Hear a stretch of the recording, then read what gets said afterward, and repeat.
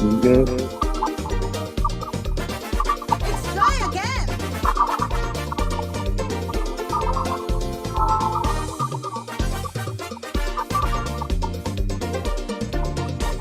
Some people believe that they're greater than you and I wonder why. And they're getting on as though they will never die. Only you and I wonder why. Nothing here will last forever. This should serve as a reminder. Follow playing holy and mighty. With them in their fame and their money. When the master call, no ducking at all. Prepare for your funeral. The ground that we walking on, one day will be a road. Boy, the ground that we walking on, one day will be a road. All right. Good evening, everyone. Welcome to Vibes In today, April 21st, Monday, Easter Monday. Hope you had a good Easter Monday, everybody. And tonight, we are very, very pleased to have royalty in our midst. Welcome to Vibes In. I'm DJ Donzai. Alongside me is DJ Kojak. Good And let me evening. Good extend evening. let me extend a warm welcome to all viewers and listeners who tuned in across the world via VTGM Radio, via DJ Donzai's Facebook page, and via YouTube. Tonight, we have royalty in our midst. It's an honor and privilege to have with us the reigning Calypso Monarch of Dominica, Joyce Stout, and four-time Calypso Monarch of Dominica, Derek the Hunter St. Rose. Greetings. Welcome to Vibes In, and thank you so much for being so gracious and generous with your time and agreeing to sit with us tonight. Joy and Hunter, welcome. Good night. Good night. Thank you so much for having us tonight. It's indeed a pleasure to be here. Oh, Good night and thanks for having us. It's a pleasure. you have no idea how much it means to me and to many of us because we have two, distinct and great talents of Dominica. And we've talked about that many times here on Vibes In and, in other discussions. We must make an emphasis to give our people their flowers while they're alive. And that's what we're trying to do. So we're very happy. And tonight we're going to have a very in-depth discussion and get a little bit of your life, your journey into music, and of course, the crowning achievement, the being the monarch of Dominica. So usually what I do, I start with going back in time. But tonight, I'm a little bit different. We're going to start with the big achievement, 2025. Joy, tell us, first question I have for you. When you and Dice were left the two last people standing, what was going through your mind?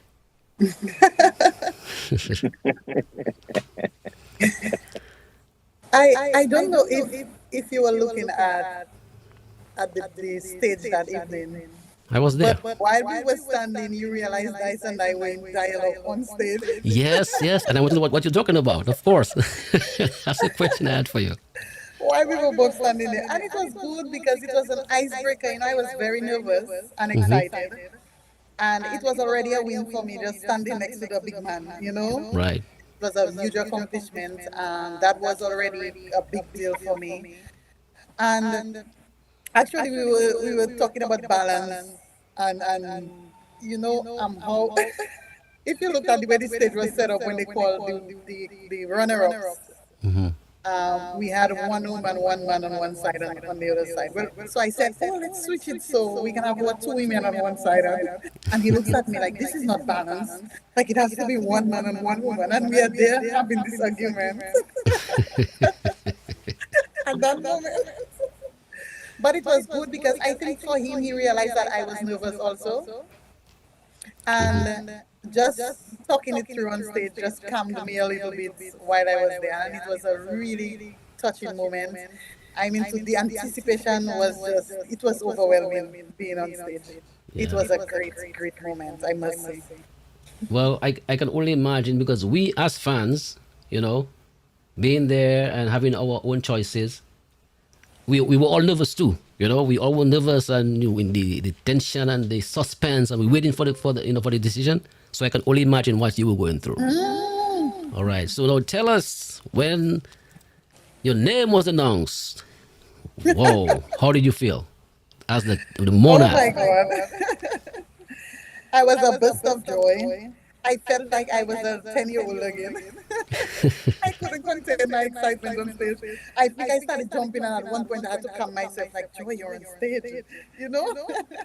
It was very exciting for me. It was a huge accomplishment. And not only for me, I felt a win for my team because they had put in all these efforts, and I knew I had to go out and just, well, I was the one who had to go out and do my part on that Right. night. So when that was, it was like a huge weight just lifted off my shoulder, and it was just a really epic moment for me. Right, right. Well, again, congratulations. I think it was well deserved. Well Thank you deserved. so. And the big man himself, Hunter, I have, as the writer for Joy, you've been through these things many times. You've been a 4-time king, so you've heard your name called 4 times. You've been crowned 4 times, so you're an experienced man. But tell me, with you know being the writer for Joy and waiting for the results, how did you feel at the moment, right before she was crowned? Actually, I was very confident. Before the show, Joy and myself spoke, and we spoke about execution and delivery on the night. And when she was announced to perform at number 8, I was way up front. I didn't make a scene, but I was in a corner hiding by some plants. There were some plants, they had some flowers there, some beautification flowers. And I was there, and I was just slapping my hand and jumping every time she executed a verse, and everything went on well. So at the end of the first song, I said, there's going to be a problem in the pack tonight, you know, because I was very, very confident, and the way she delivered the material, it was just so, it was above everything that was performed on that night in the first round. And the second round, when she came and she belted everything, man, I was very confident, but then I was kind of reserved because I knew madness have happened in the past, and it could happen, you know, but I was very, very confident. And I remember, after quarterfinals, when the result came, Joy sending me a score sheet, Sunday morning, saying that she came. I myself couldn't believe it. She had to send it to me for me to believe. Because I listened to all the songs in the competition, and I knew that song could not have been lower than 5 in the competition. And Joy is a good artist, very good vocalist, everything. And then semi-final, the same thing. So I had to come and I say, you know what? You see that 8 you coming on there, that's a sign. And then, bam, she did number 8 to sing. So I say, you see that? That's a sign. Forget about everything else and go in there on the evening and do your thing. You are the first people trying to beat. You're the leader. You know, don't be respectful of the result you've seen all through the qualifiers. Go there, do your thing, you know, and it was, she executed, and it was something else, you know what I mean? I was up front stage. I don't know how I reached on the stage. I don't know if I leaped, although I have bad knees, but I was there doing push-ups at the back, and it was a very proud moment. It was, you know, it was so gratifying. And not only that, Joy won with songs that you would not normally hear for the last 20 years. You would not, those songs would never qualify to get anything in the competition. And these songs were just different, and they were timely. They were just out of this world. And she came and executed the songs, and the judges listened. You know, it was a good feeling. Yeah, I can imagine. I know I sent you a message soon after the results, and then I got a voice message back, you know, hours later, and your voice was gone, like Yeah. yeah, you know. But so that song, the Grongati Walking On, everybody in Dominica knew that was a song to beat. Okay, Yeah. everybody knew that from very early on. When I was at the show, and I tell everybody, I think where Joy, to me, where she won the crown, because her second song was the best song. When she won the crown is how she executed her first song. It was Execution, yeah. flawless. That's what do you think about that, Joy? Do you agree or Thank disagree? you. I'll tell you something about we Calypsonians. We judge ourselves and we cannot even see the rest of the competition. So I try not to. I try not to say how, because at the end of the day, we feel we gave it 100%, but you can't see your competitors. So your 100% may not be the best 100% for the night.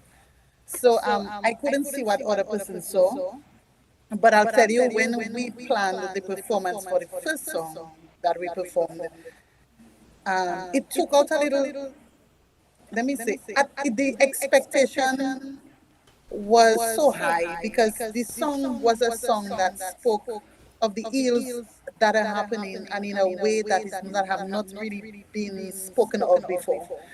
And when I released the song, we got so many just feedback, reviews, and persons who had experienced that kind of abuse sharing their stories with us.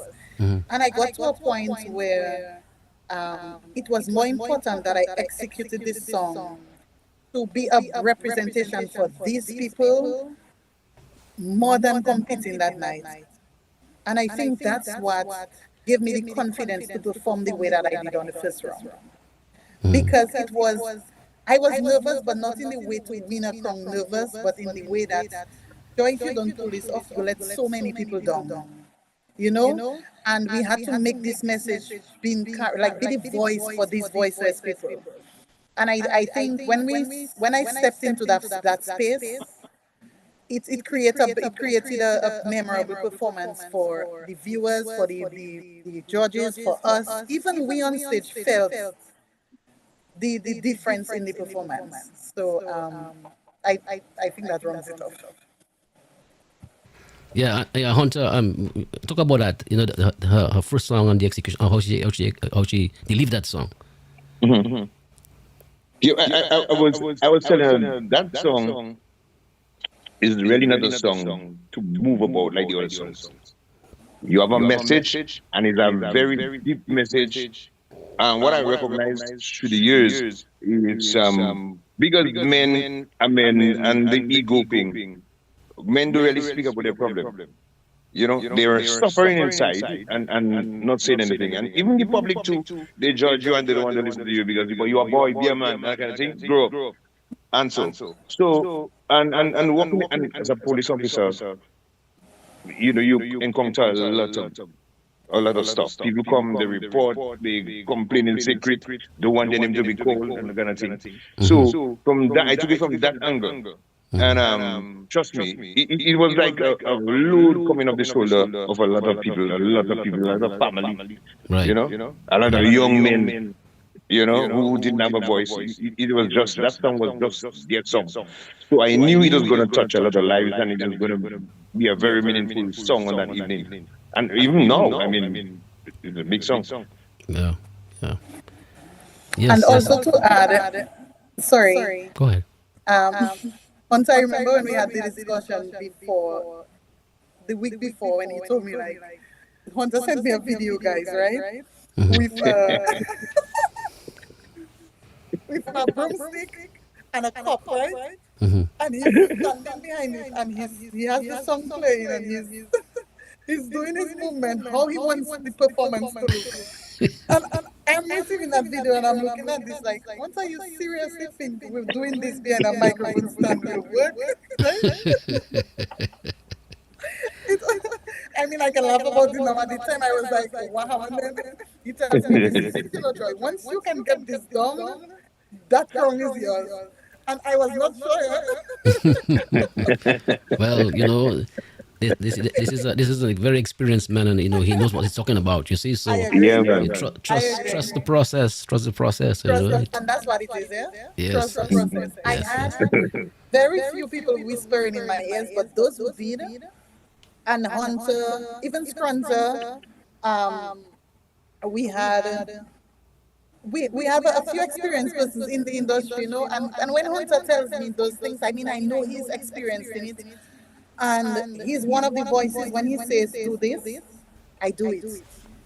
Certain things you don't question because I don't have the experience to question certain things. And when he did, he's telling me, okay, do this and do it with confidence, and that's it, and it worked out. Yeah. So Sorry. yeah, you sorry. So Hunter has been your writer for how long now? 3 years since I started. So you've been 3 years in the competition. 3 years Yes, yes. sing calypso. Yes, yes. Okay. Competing. Competing. Okay. So how was that writer singer relationship established?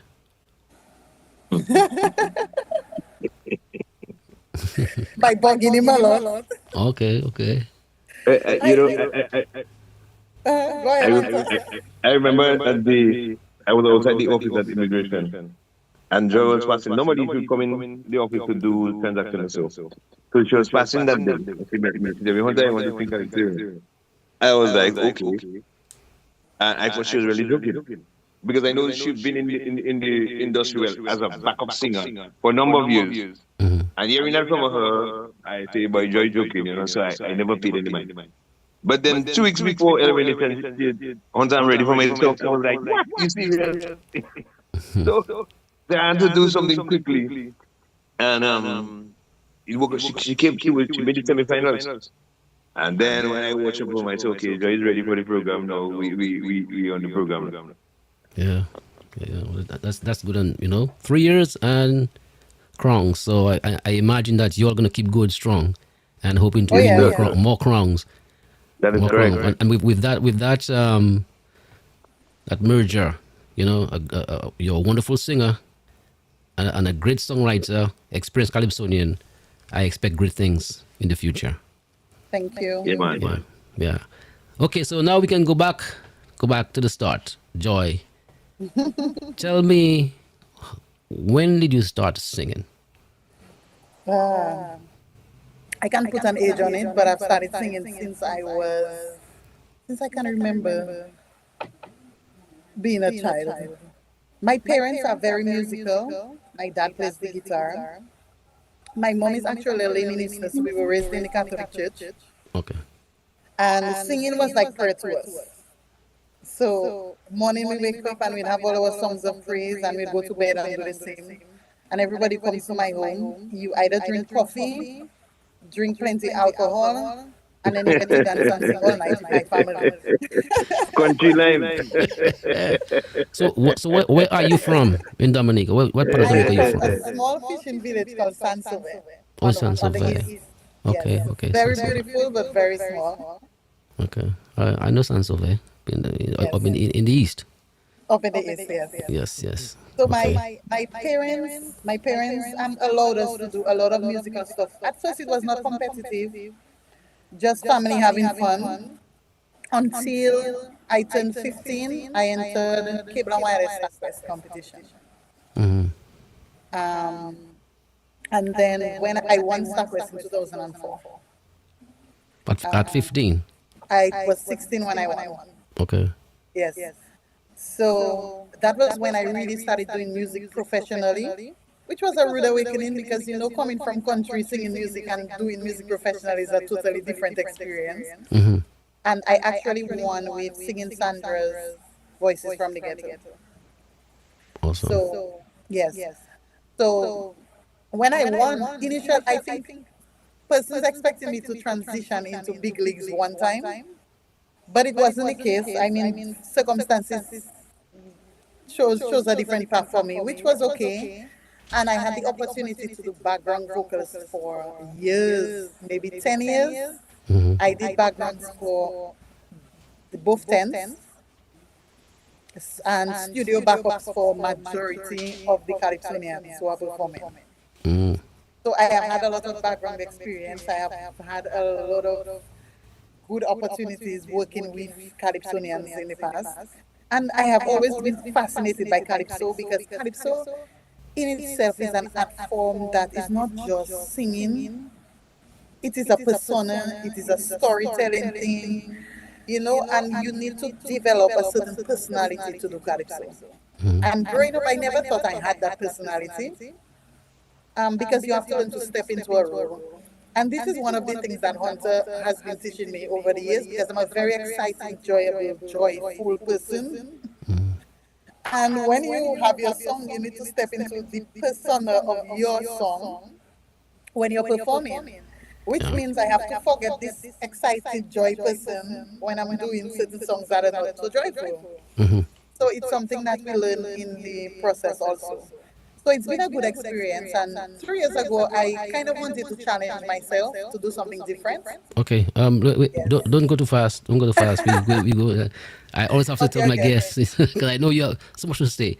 But I have to go. Okay, Let me go to sorry. Let me go to Hunter, because this is a double interview, Yes. double vibes. Now, Hunter, I mean, you're a household name in Dominica and in the Caribbean. Everybody know who Hunter is, and I believe I follow Calypso for a very long time, and I remember when you first came on the scene. But tell us, how did you get started, along your singing career yourself? Okay. Well, I'm from the country area as well, Clifton to be exact, north of the island. And normally in these little communities, well, at the time, you had no electricity, you had no water. So the communist spirit was really strong. Mm-hmm. In the afternoon, guys will assemble at the schoolyard. We do the police, play the police game, the police hoop.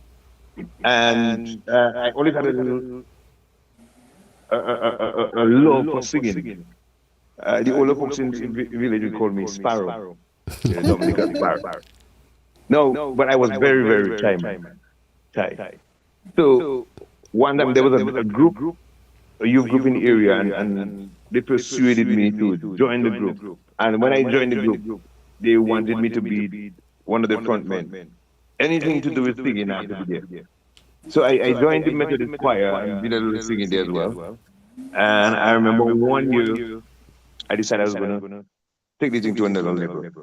There was this northern competition happening, I think it was in 1986, very long time ago. And I decided I was going to sing. Everybody in the area thought I was a madman. Why?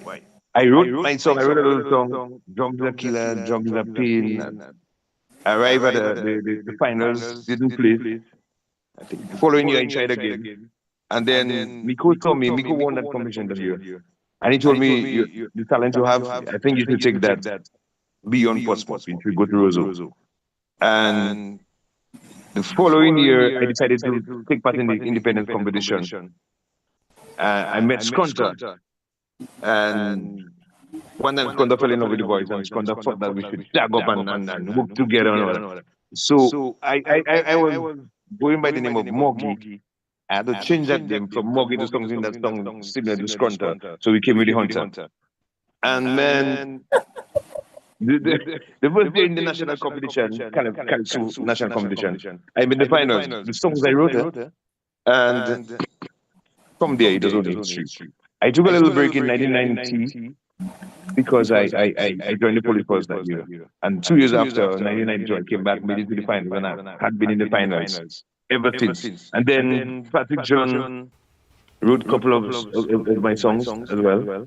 But the thing about Patrick John, he would give me the lyrics and tell me, make this song yours, change whatever you do like. If you're going to be singing the song, so make it suit you. So we had a wonderful working relationship. I remember the first song I won, he gave me the song Never Give Up. Never give up. Since you are alive, you will survive. All right? So I did that song, and my second song was, I don't remember what was the second song. Anyway, but I won that year. Carry back on that, actually. Yeah. And the joke about Carry Back on, if I give you the joke about this Carry Back on. Well, I have some memories for you that you forget. You will forget, but go ahead. I'll carry back on. Okay.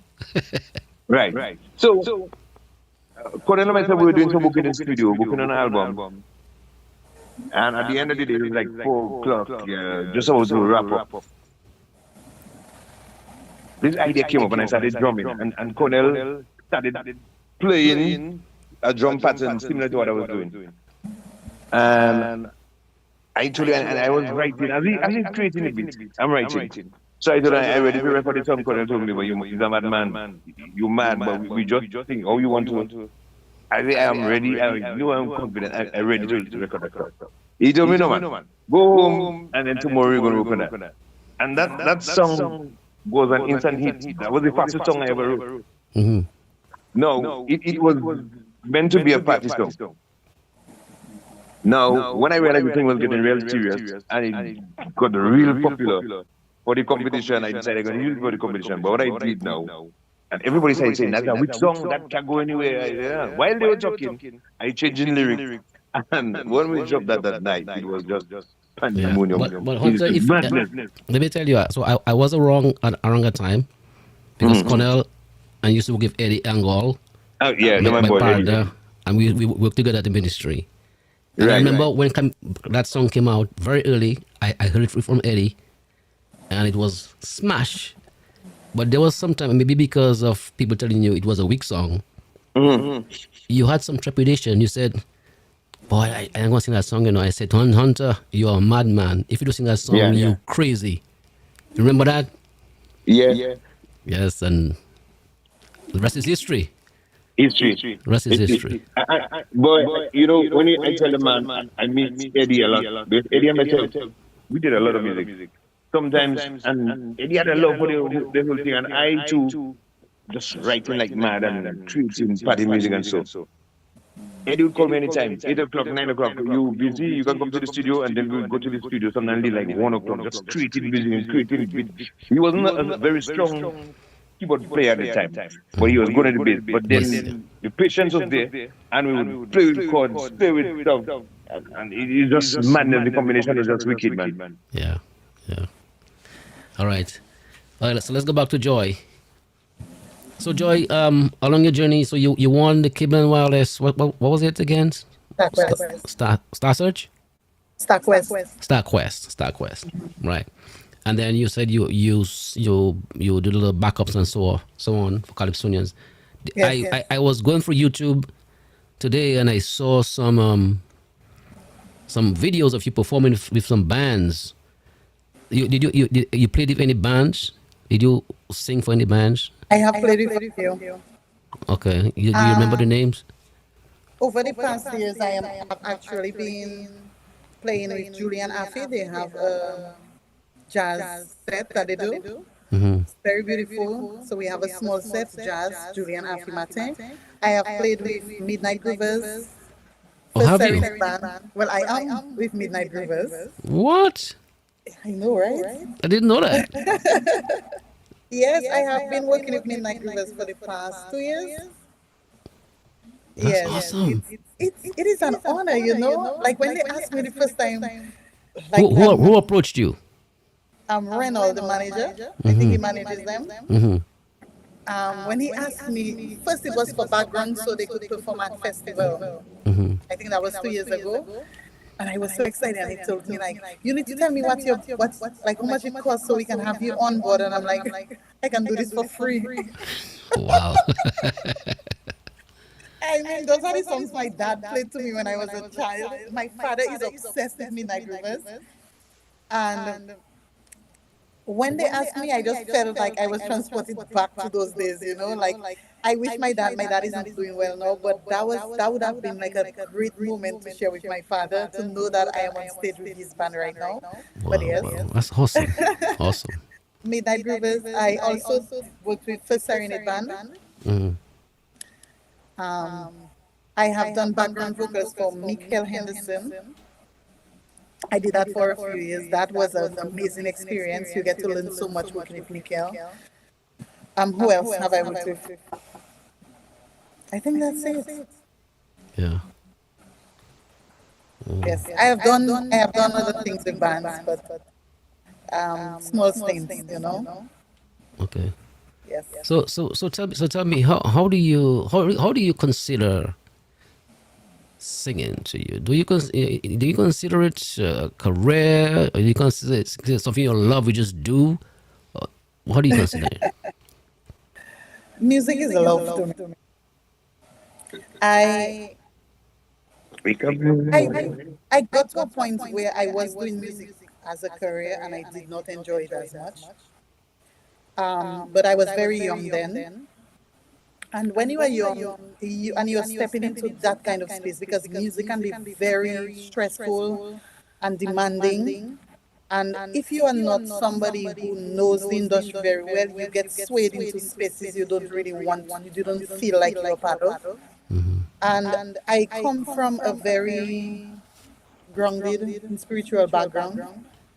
And I felt conflicted in a lot of things when I started music. So I think I failed epic. I had an epic failure when I started music professionally at first. So it was never a career choice for me. But I always loved the music and I love every aspect of music. I didn't know how to live without doing music. Um, so what I did was found other ways to sustain myself financially so that I could get to do music the way that I wanted to. Because if you depend on it financially, you will get caught up doing everything you don't want to do. Mm. But now I have grown and gotten to a space where I know myself very well. And it's part of being mature and growth. It's a growth thing too. That I am so in tune with myself that I can now choose what type of music that I want to do, what spaces I want to go into.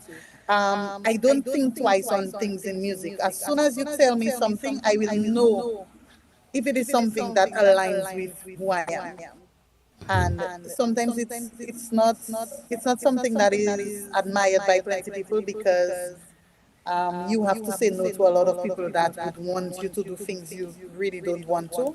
But I feel very confidently when I tell people no because I don't feel comfortable doing certain things, and that's fine with me. So now I can actually carve out a career in music that aligns with who I am. So now I can consider a career in music. You get where I'm coming from? Yeah, absolutely. Yeah. Absolutely. So, along, from your early start into music, and are there anybody who you looked up to, inspiration, mentors, heroes, male, female in music, Dominica and elsewhere? Oh yes. Number one, Hunter Sprinter. That's why I went to harass him to do songs for me. I'll tell you what it is. I always looked at them as the persona that Calypso should be. You have to have this kind of personality. And I didn't, as I explained to you. And because my style of music is so laid back and withdrawn, I wanted somebody to pull me out of that comfortable space. And this is why I chose Hunter as my writer. So And what is your style of music? What do you consider your style of music? I would call it more meditative. Okay. Yes. I'm a very laid back singer. You will get me stuck into a jazz ballad zone plenty times, Okay. you know. So if you and even when you hear my style of calypso, it is a lot infused in those styles also in this way that I sing calypso. So Hunter Scruncher, person that I looked up to, Stanley. Sandy, we had her on last week. You know that, right? Wow, that girl is Yes. amazing. Big up to Sandy. Big up to Sandy. Big up to Sandy. Sandy, I love you. Oh my God. I have looked at Sandy and back up for Sandy for so many years. And Sandy, Diva Nayoka, I mean, these ladies set the foundation for Calypso in Dominica. I mean, if you're a woman in Calypso, you have to pay mad respects to the ladies before us because they set the path for us. And right now, it's much easier for women to step into Calypso because they have already set the foundation for us. Right. When I started the first year, like if you had seen my phone, like Sandy would send me messages and tell me, okay, I know this is where you're comfortable, but I need you to do A, B, and C. And even when nobody thought I was even a person to consider for Crown, like from day one, she would send me advice. She would just randomly send me, like, maybe you should consider doing this, or you know what, you were great, you were whatever. Step into, like, when you step into a space properly, And that girl has a level of confidence. Like, if we could harness half of that as performers and calypsonians, oh, would be amazing. Uh, I have some foreign. I have singing Sandra also. This is a lady that I admired.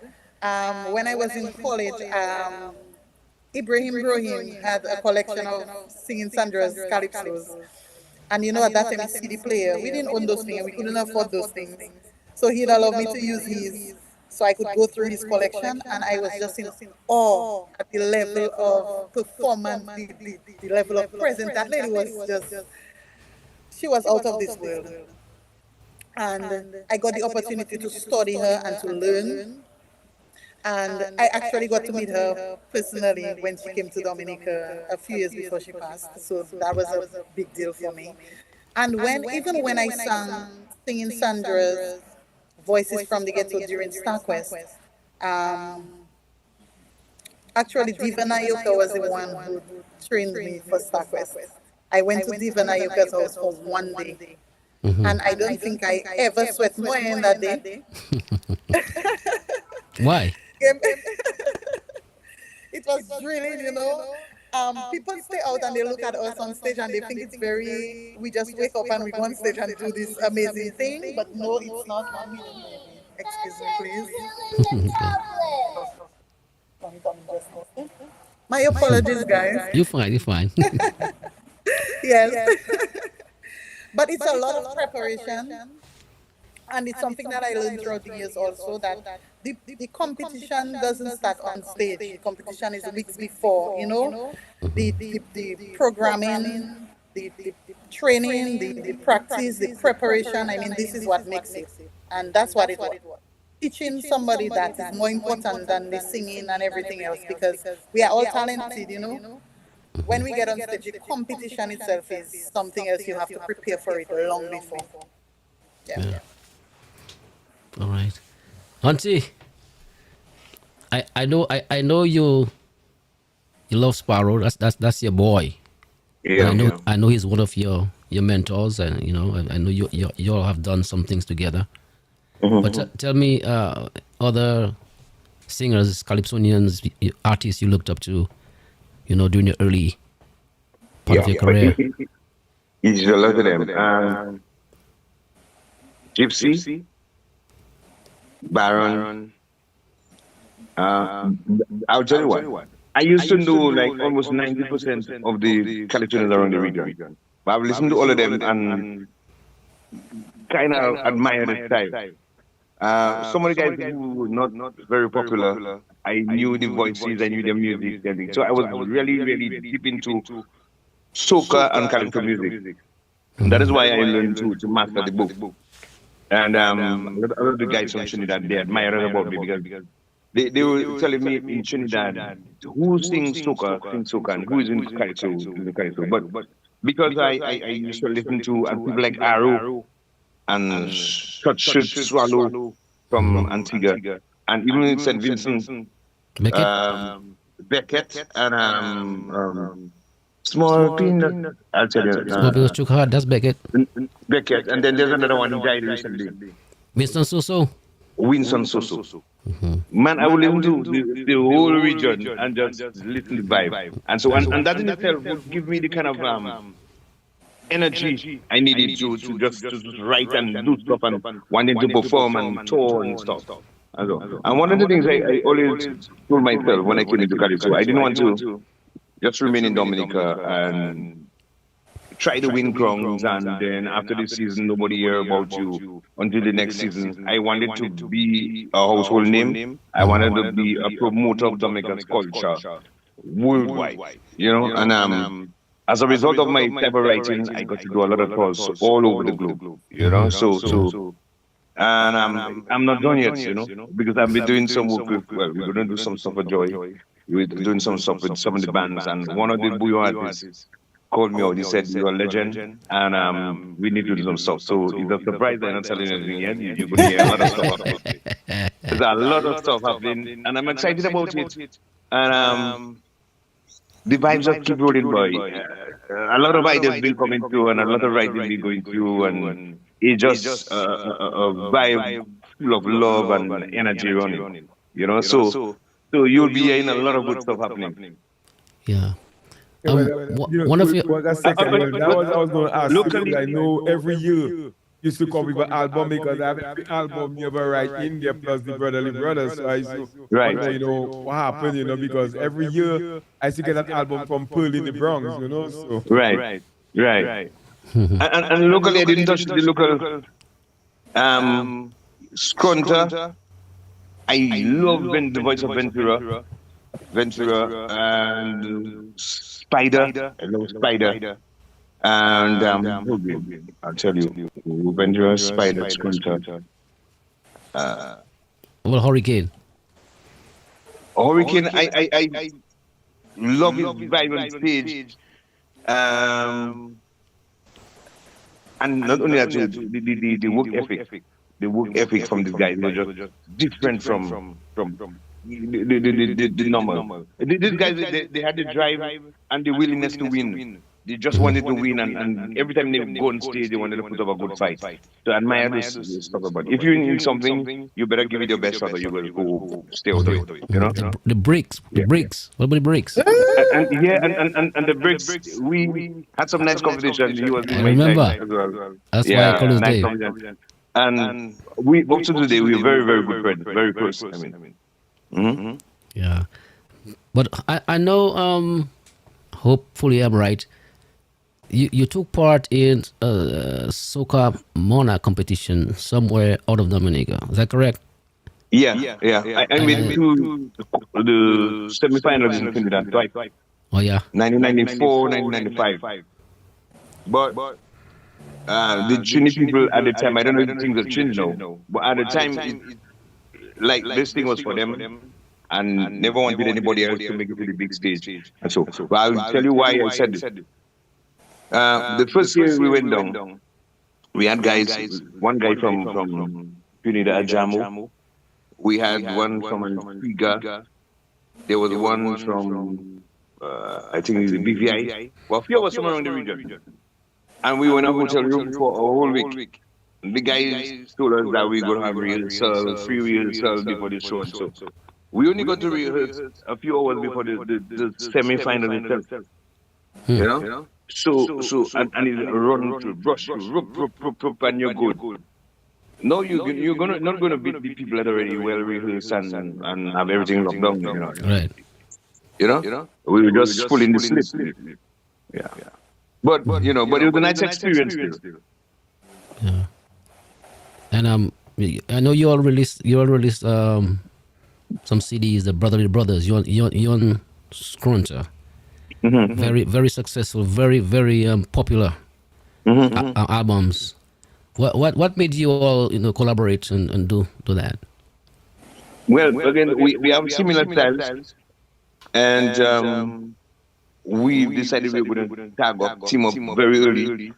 So I told him, I can do some writing. I can source the funds to do it. Why not? And it was very successful. I mean, we were some of the most popular people in St. Martin. I remember one year I won the new artist award, the best new artist award in St. Martin 1 year. I mean, the vibe was as big, I mean, Scrunter came, there was original competition in St. Martin, and Scrunter placed second 1 year down there as well. We somewhere 25. Yes, sir. I remember going to Antigua, doing couple shows in Antigua too. When I arrived in Antigua, I didn't have to pay for any hotel, no transportation, no nothing. It's just the music was so big. People would pick me up in the airport, put me up and vibe. So the music has done wonders for me, and I just meet more artists. More of the Californians would really follow that street. But again, to a lot of them, don't write for themselves, and you must have the ambition to do it. If you don't have the drive, it's not going to happen. I have a question for you.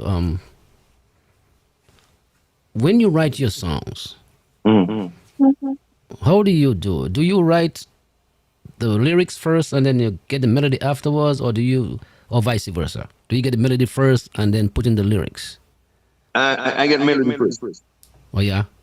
Very strong melody. Sometimes for one song, I have like 10, 12 different melodies. Yeah. Very strong melodies. And every day, actually, if I lose my phone now, it's like I lose my right finger. The right, my thumb on the right hand. That's very important that is to me.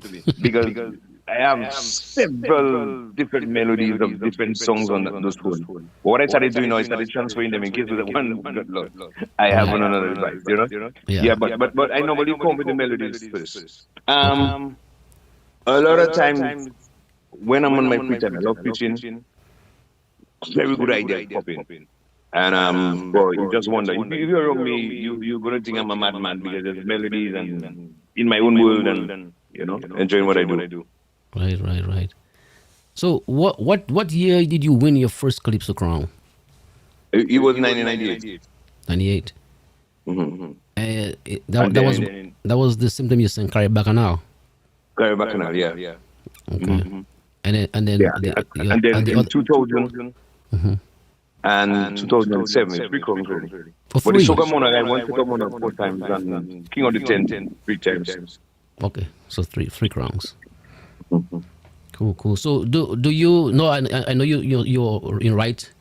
Do you write for anybody else? Yeah, well, this year I did it for Sai. And over the years, I wrote for people in Antigua, Grenada, the BVI.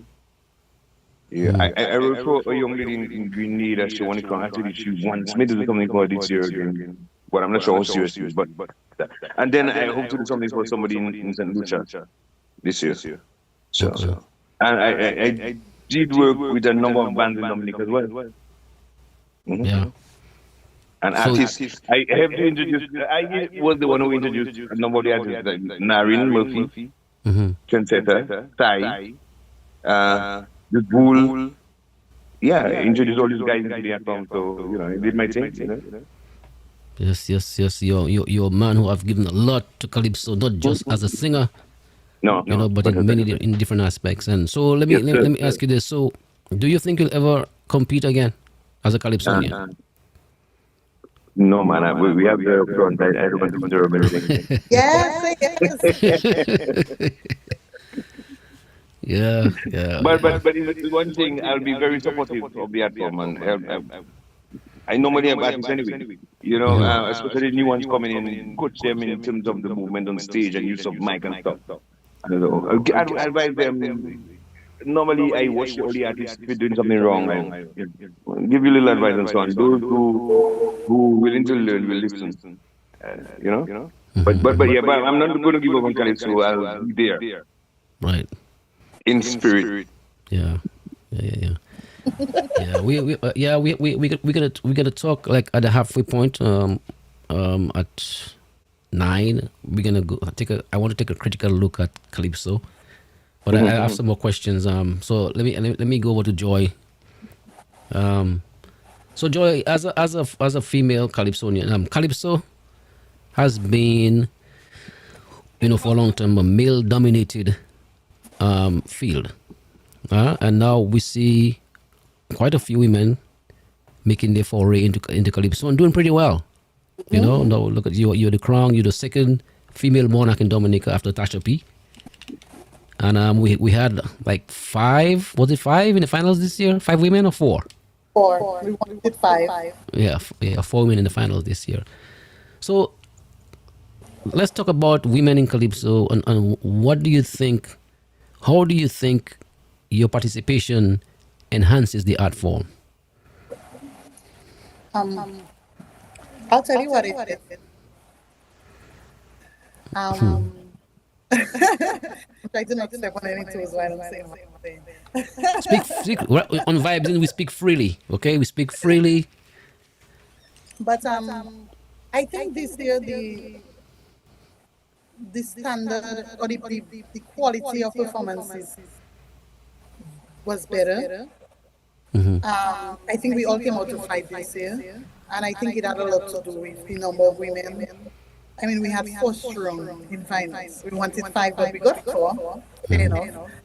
But the women are very supportive. You know, we have a we act like a pack. You know, we come in, we raise each other when we need to, we support each other, we cheer for each other, we will guide each other, we will give each other advice. And I think collaboratively it was a very good support system for for women in Calypsos because the competition is very vicious. Yeah, I mean when we reach on stage, all men for themselves, all women for themselves. But being there for each other makes a difference because at the end of the day, if you look at the history of Calypso, very few women has been able to succeed or get to that level of Calypso. That it is important that we grow each other and grow the art form and create a space where women can grow on a whole because for a male-dominated field, we work 10 times as hard as the men. We everybody pin us against each other. It's not we being in a competition with everybody else. Everybody compares us to other women and not to everybody else in the Calypso art form. So it's really difficult mentally coming into Calypso. But over the years, it's much better compared to Calypso before. Like now is a very good time. And I think the Calypso fans, the environment they set right now is very welcoming for women in Calypso. So I think now is a great time for women to step into their phase and step into that new place where they can just express themselves and be storytellers and become dominant in a field that that was always male dominated. I think it's a good chance for us to just rise. And no, I mean, when we did it one time, it looked like okay, it was a fluke. That's what Trilogy said.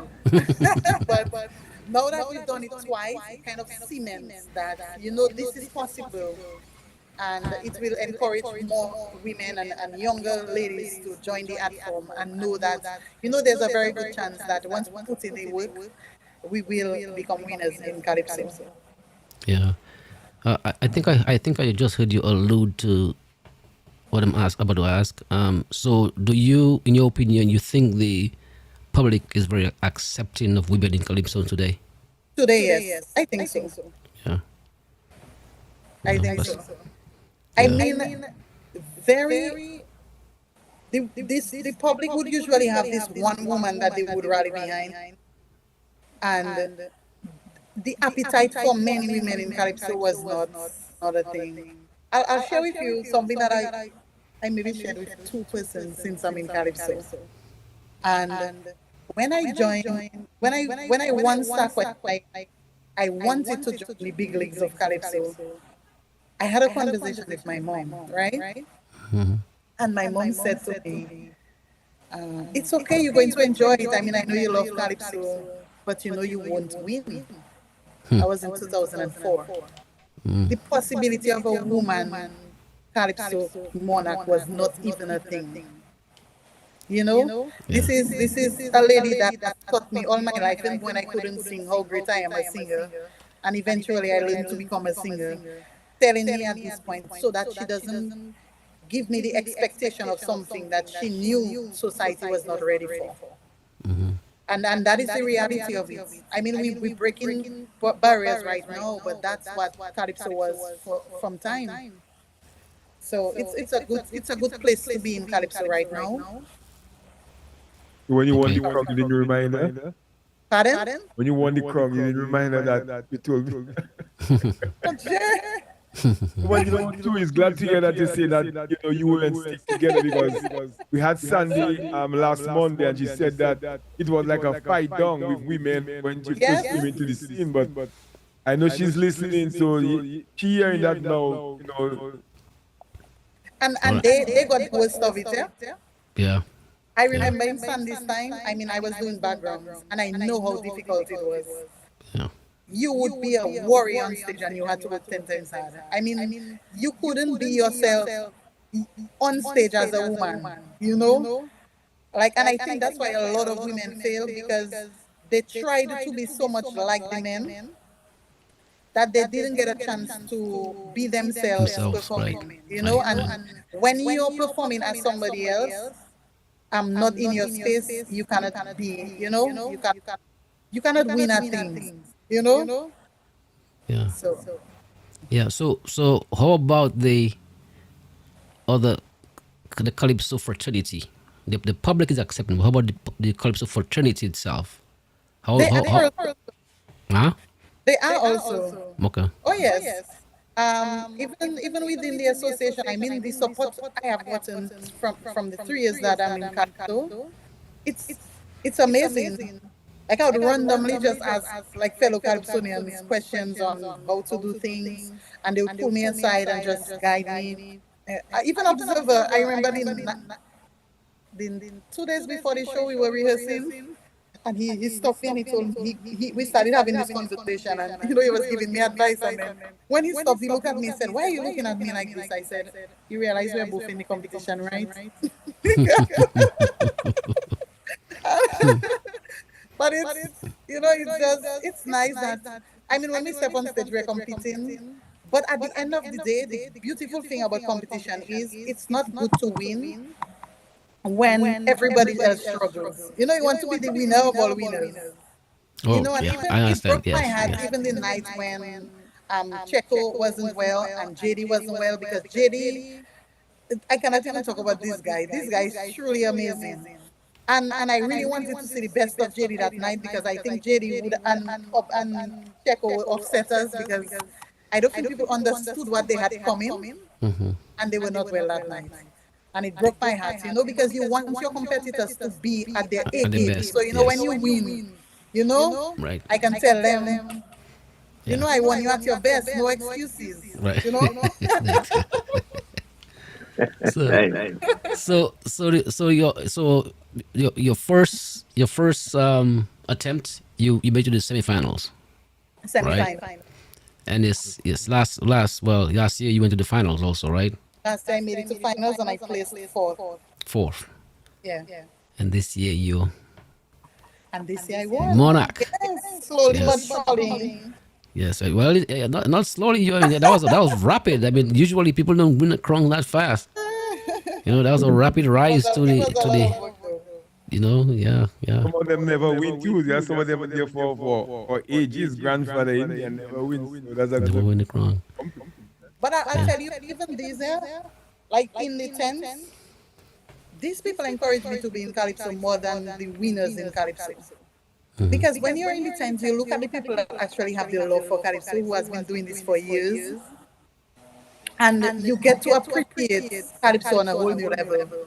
To see these people every night, take the effort in how they dress and how they perform, and what they bring to the stage, it is so admirable that I wanted to be part of that. Like, it's a competition, yes, but growing the art form is just so important, and these people took pride in doing that. So kudos to them, because they made me a queen too, So they have a little pat in the crown too. It's fine. Yeah. Sandy said the same thing. She said just performing Calypso is is a win-win all for her. Even if wrong or not, just being on stage. Oh yes. Yes, Everything. that's awesome. So we are like 1 minute to 10. We're gonna take a short break. We're gonna play Okay. a little song, and when we come back, I want to transition into a different aspect of the sit down tonight, where I want to look at the state of our Calypso in Dominica, and I think Hunter will have a lot to say about that, being such an experienced man. So we'll be right back in about a minute or two.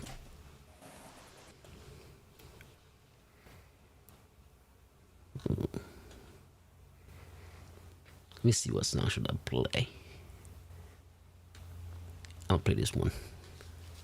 This one from Joy 2025, her first song.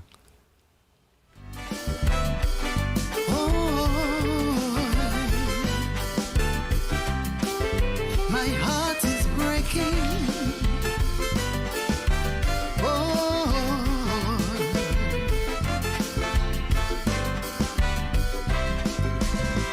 I suspected long that something was wrong with me neighbor only son, who always seemed to be down. He was very erratic, another time dramatic, with so many swings of mood. He would often get into feud. His body was present, but his mind was always far. So as a concerned mother, I decided to have a word. I got an instant shocker. What I heard was really absurd. He told me, Ma, if I ever have to tell you, you would not believe the pain that I've been through. Right at my home, my innocence disappeared. And my own mother never gave me a listening ear. Ooh, she labeled me a big-time liar in order to protect her abusive lover. And up to today, I am so confused. Later in my life, I don't know which gender I should choose. I went to the wrong place, searching for a safe space. Ooh, in my quest for love, I spoke to the wrong set of people about my struggle. Ooh, in my quest for love. Oh,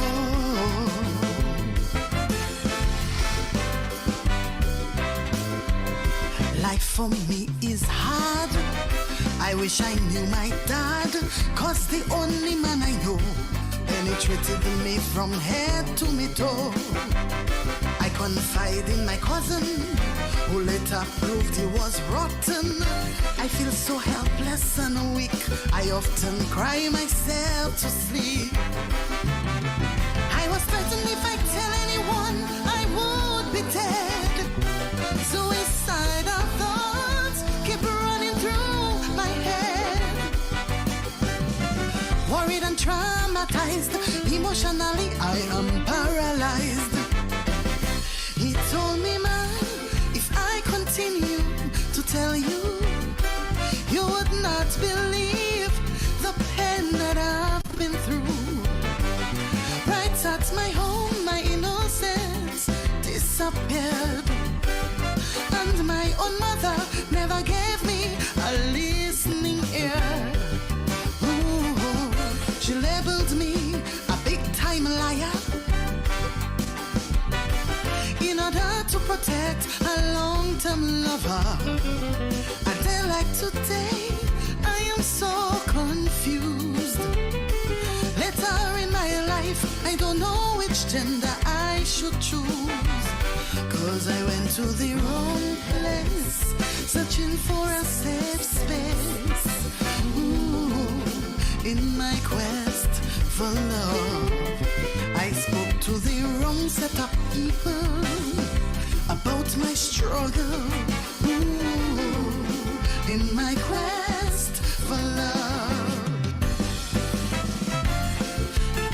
Oh, my head hurts. Oh.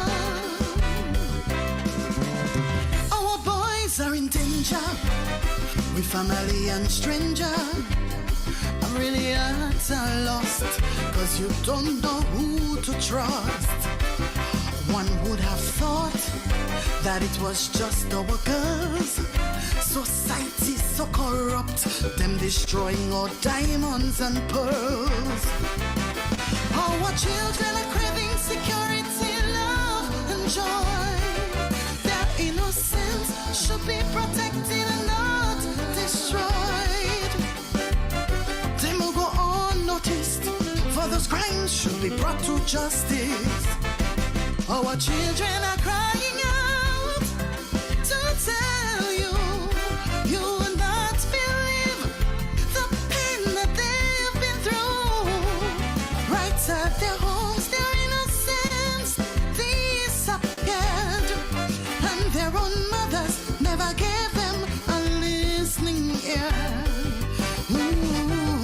Society label them big time liars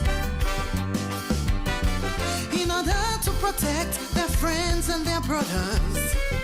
A day like today, they're so confused. Later in their life, they don't know which gender they should choose. But they went to the wrong place, searching for a safe space. Ooh, in their quest for love, they spoke to the wrong set of people about their struggle. Ooh, in their quest for love.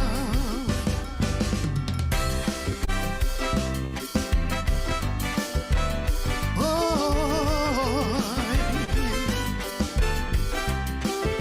my heart is breaking.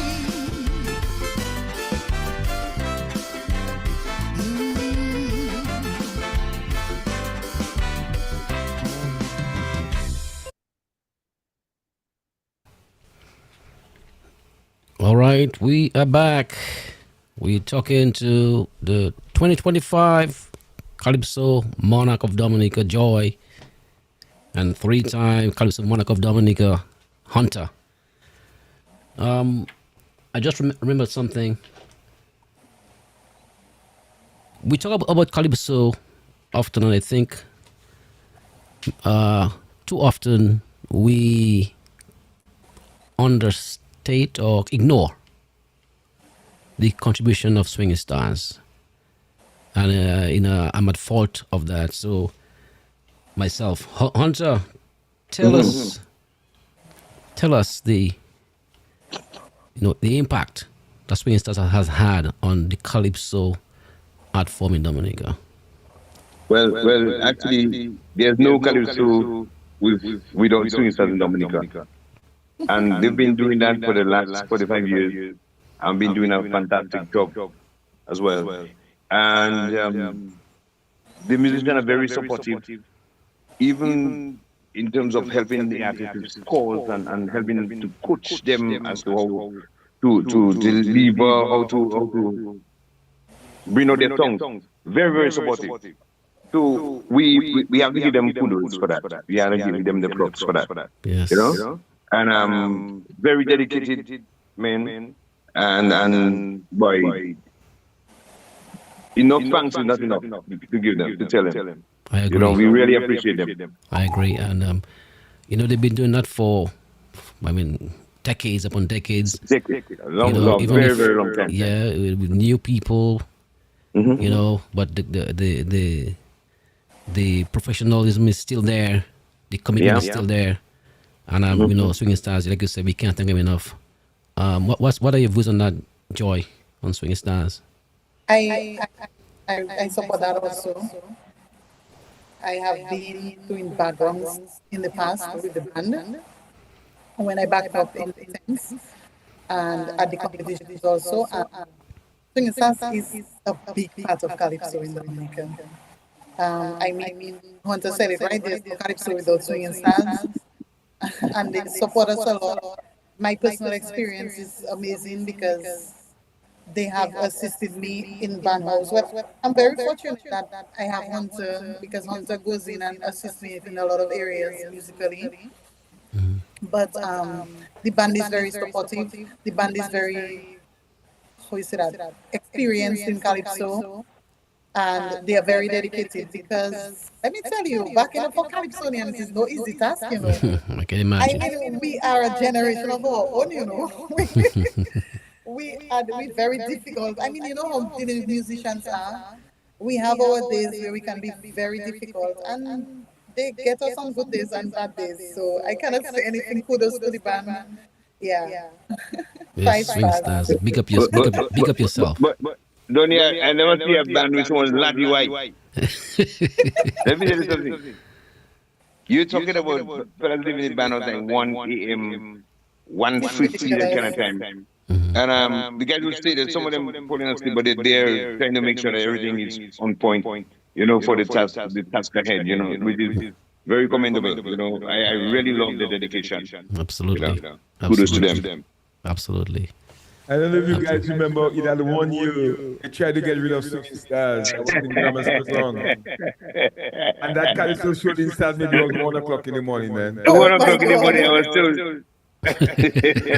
I'm not gonna call no band name, but they tried to get rid of Swinging Stars, and that was a disaster. That was a disaster. So, the same year they had to put back Swinging Stars in place. As soon as that show was Juve morning, they call Stars and say, boy, you're on for next year.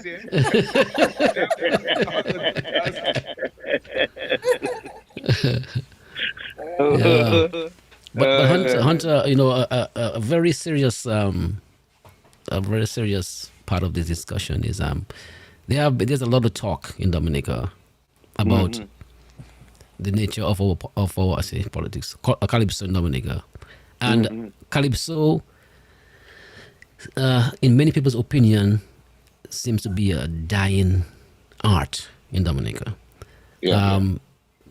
People say the crowds we used to have before, we don't have it anymore. The interest in Calypso seem to be, you know, reducing. So tell me your opinion. You think that is true? And if so, what can we do to fix that? I think it's a fact. It's a fact. One of the major blow to Calypso is the judging. The judging. You see? I have no problem with somebody singing whatever song and you have a topic and your lyrics supports your topic. But just because you don't like me, you just come out here under that thief and it's a helicopter and I don't even know what that plane is looking like. You understand? Yes. Your lyrics have to support your topic. But some of the judges, because they like to hear certain things, they downgrade and downplay and eliminate and discard good songs to let some stupidness go through. And after you, as a Calypso lover, Calypso patron, hearing that and seeing it happening for a number of years, you absolutely going to lose interest. Because you don't want to go to a restaurant and eat rice every day. Same old rice, white rice. You're going to go elsewhere to get something else. So as a result of that, people losing interest. Some other organization came on schools that really infiltrate through the whole season. You see? Gradually got traction and Calypso now is on the back foot. When we had something, nobody would dare to put on a show on a Calypso final. But when people lose interest, they're looking for other stuff. They're looking... You see, I don't want to go to a competition where 20 people or 10 people singing the same lyrics. It's just a different way. You're doing a pilau, but you put fish, you put chicken.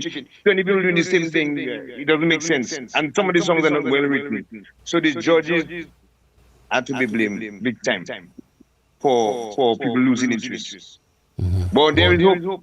There's hope. You see judges here, and you could feel the new energy. People were excited. People from the church wanted to come, and they did came. Some people from the you see, so that is the kind of thing you want.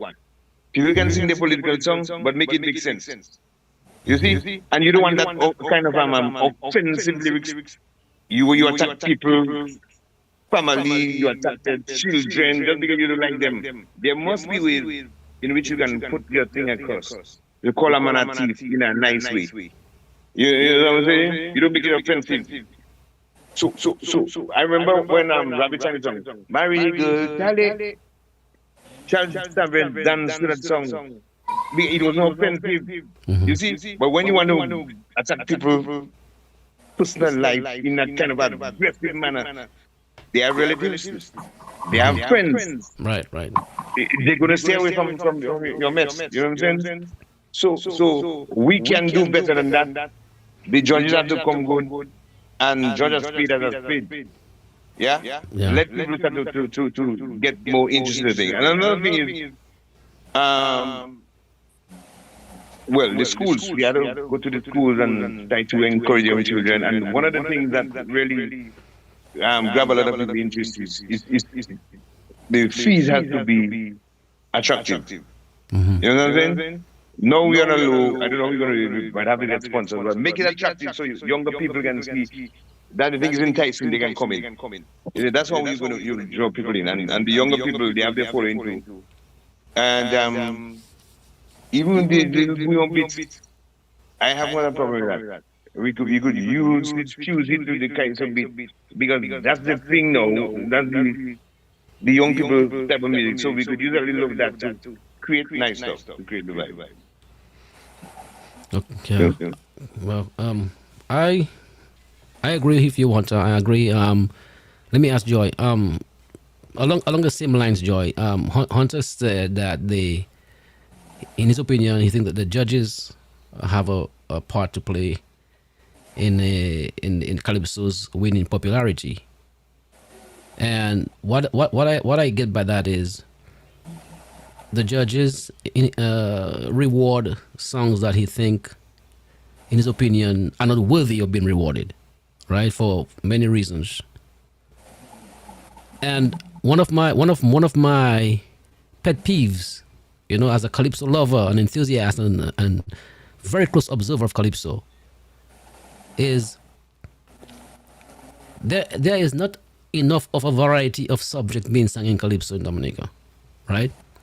And a great example is you came with not the traditional, or not traditional, but the,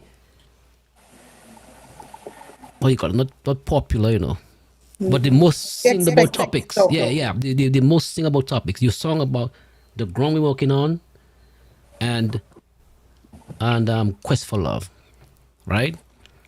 Right. Different from the usual what we hear every year, and you made it that far.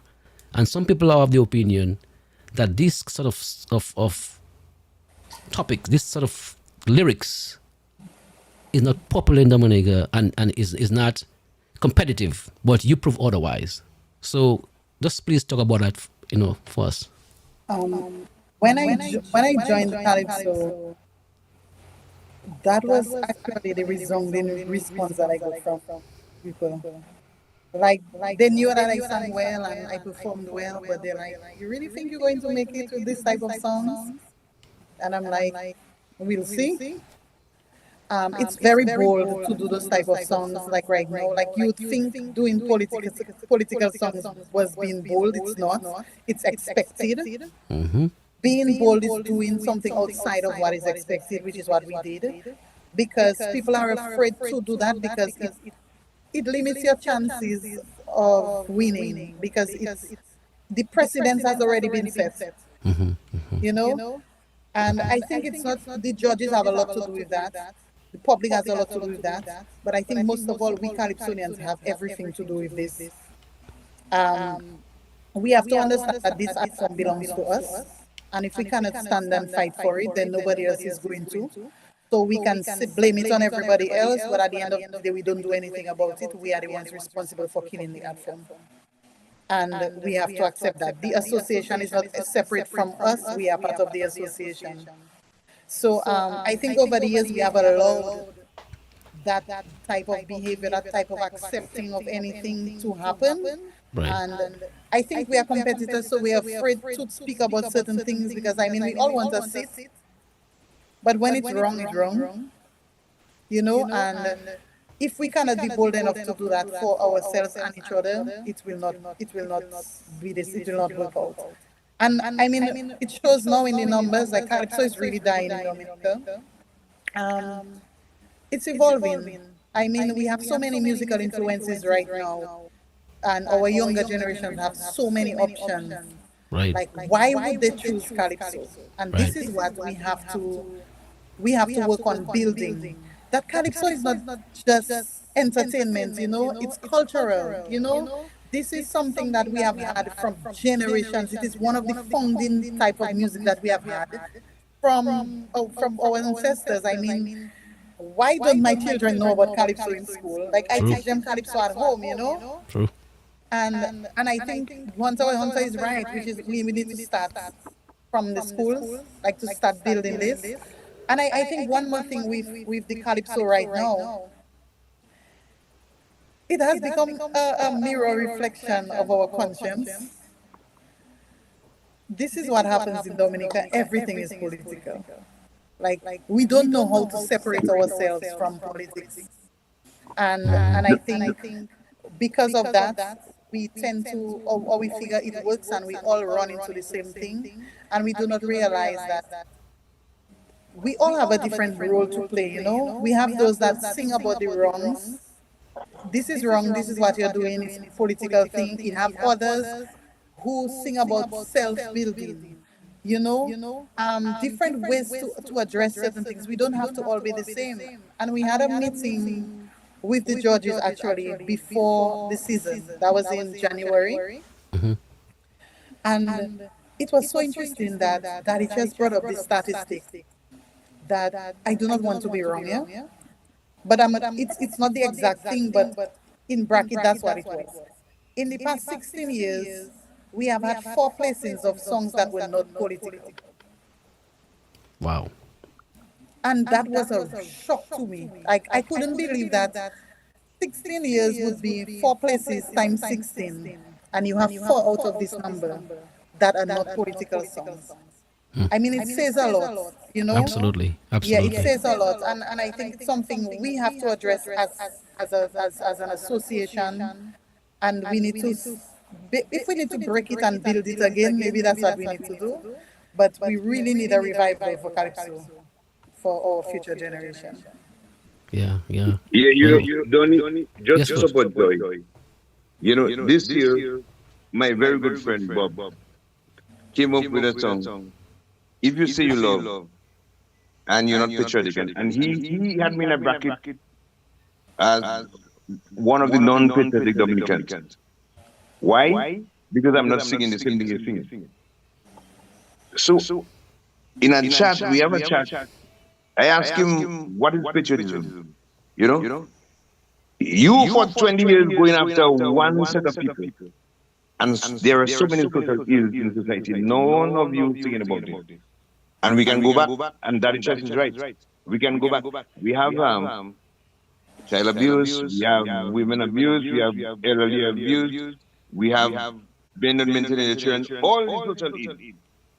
Gun violence. These people don't think about those things at all.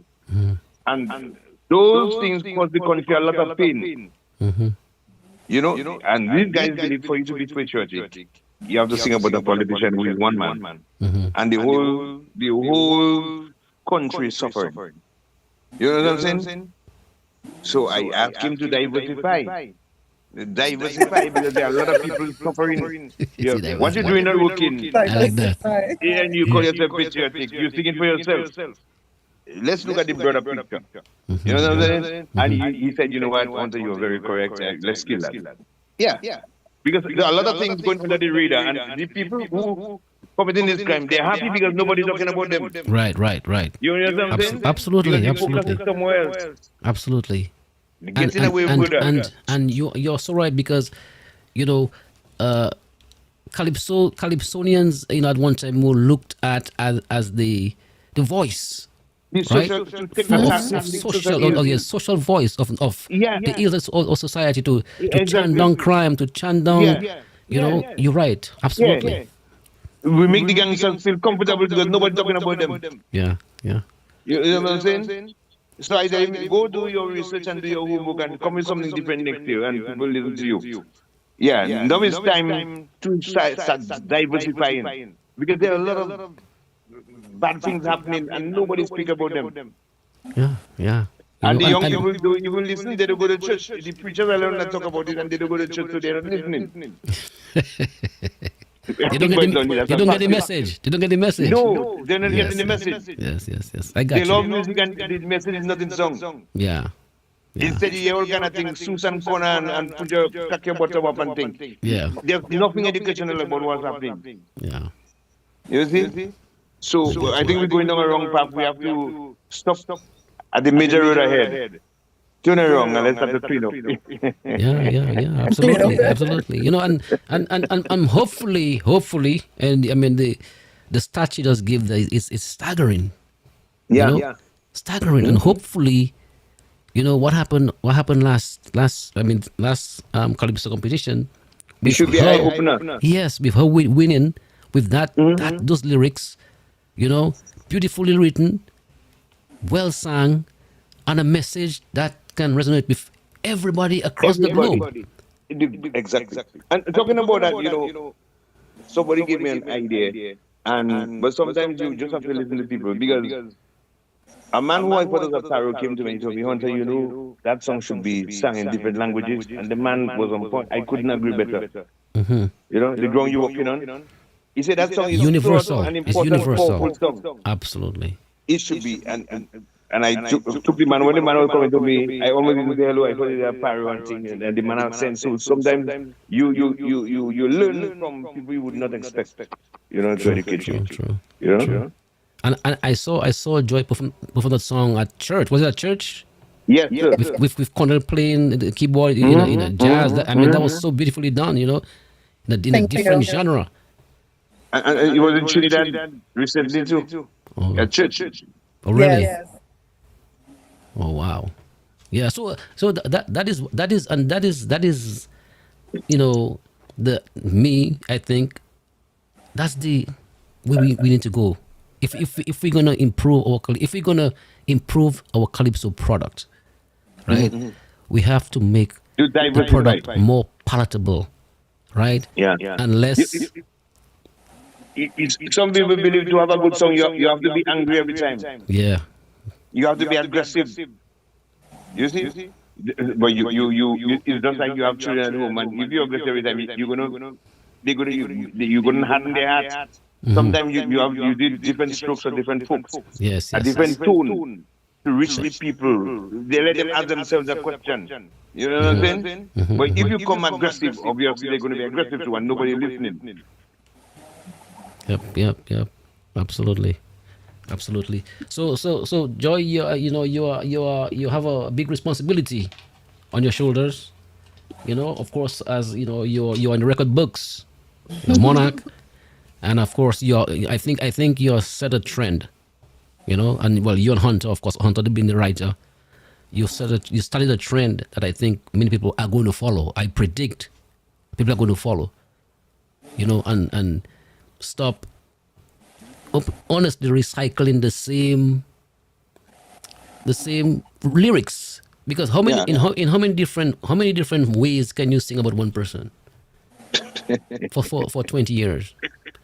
You must recycle stuff. So that is the reason why people look come.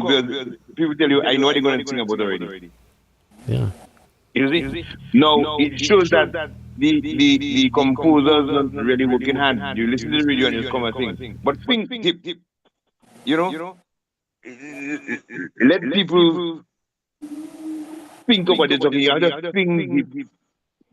You just listen to the radio, get that chance and you just come through and repeat the same thing. It's almost like you read it from a script. And another thing I noticed over the years, the writers don't rhyme anymore. They don't rhyme before. If you listen to all the old time characters, you would rhyme every line or every other line. You would rhyme, but no, there's no rhyme. It's just like it's not even poetic. Yeah, I wouldn't call it poetic. Yeah.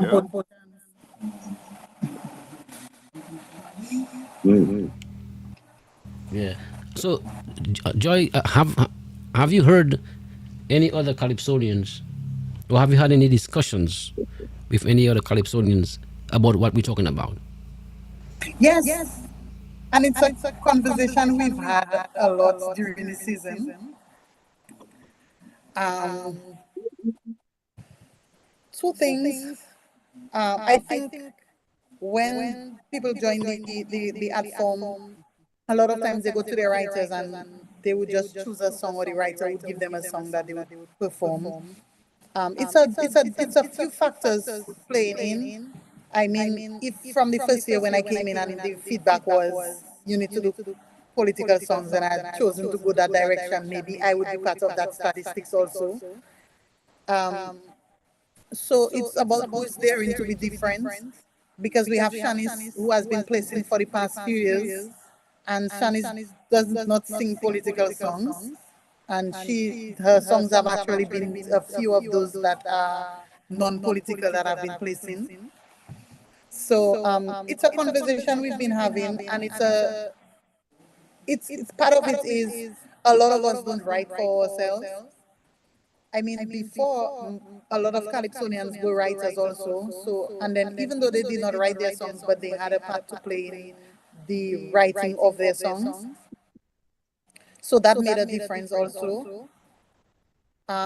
It's a few things, and I think now maybe now we understand the landscape that we're in. We will be a little more cautious as to the type of songs that we sing. So I'm excited about next year. Though. Let's see how we can how much we ruffle the waters a little bit in what type of music comes out. Donnie, that puts me under a lot of pressure there, you know that. But another thing, the Hunters, right, though, they have to do something with the judging because we had Scrunter on there and he said he was having a panel and he asked one of the judges what was lyrics or melody, and she said it was the speed of the song. So a lot of these people, they even know what they judge. Levi said some of them don't have a cassette at their home, but they're Exactly. judging Calypso.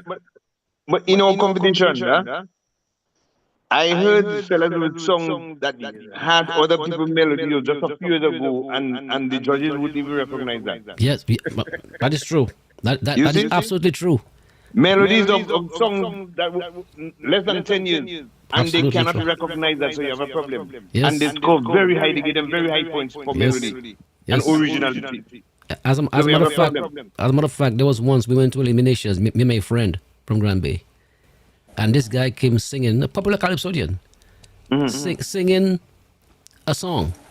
You're right. And as he started the song, we get in melody. We say, but that is so and so song from But- Trinidad. but And, of course. and as he's singing his song, we singing the other song melody. Same thing, same but- key, but- same This thing. year, in this competition, we had the same thing. Yeah. So You see? you're right.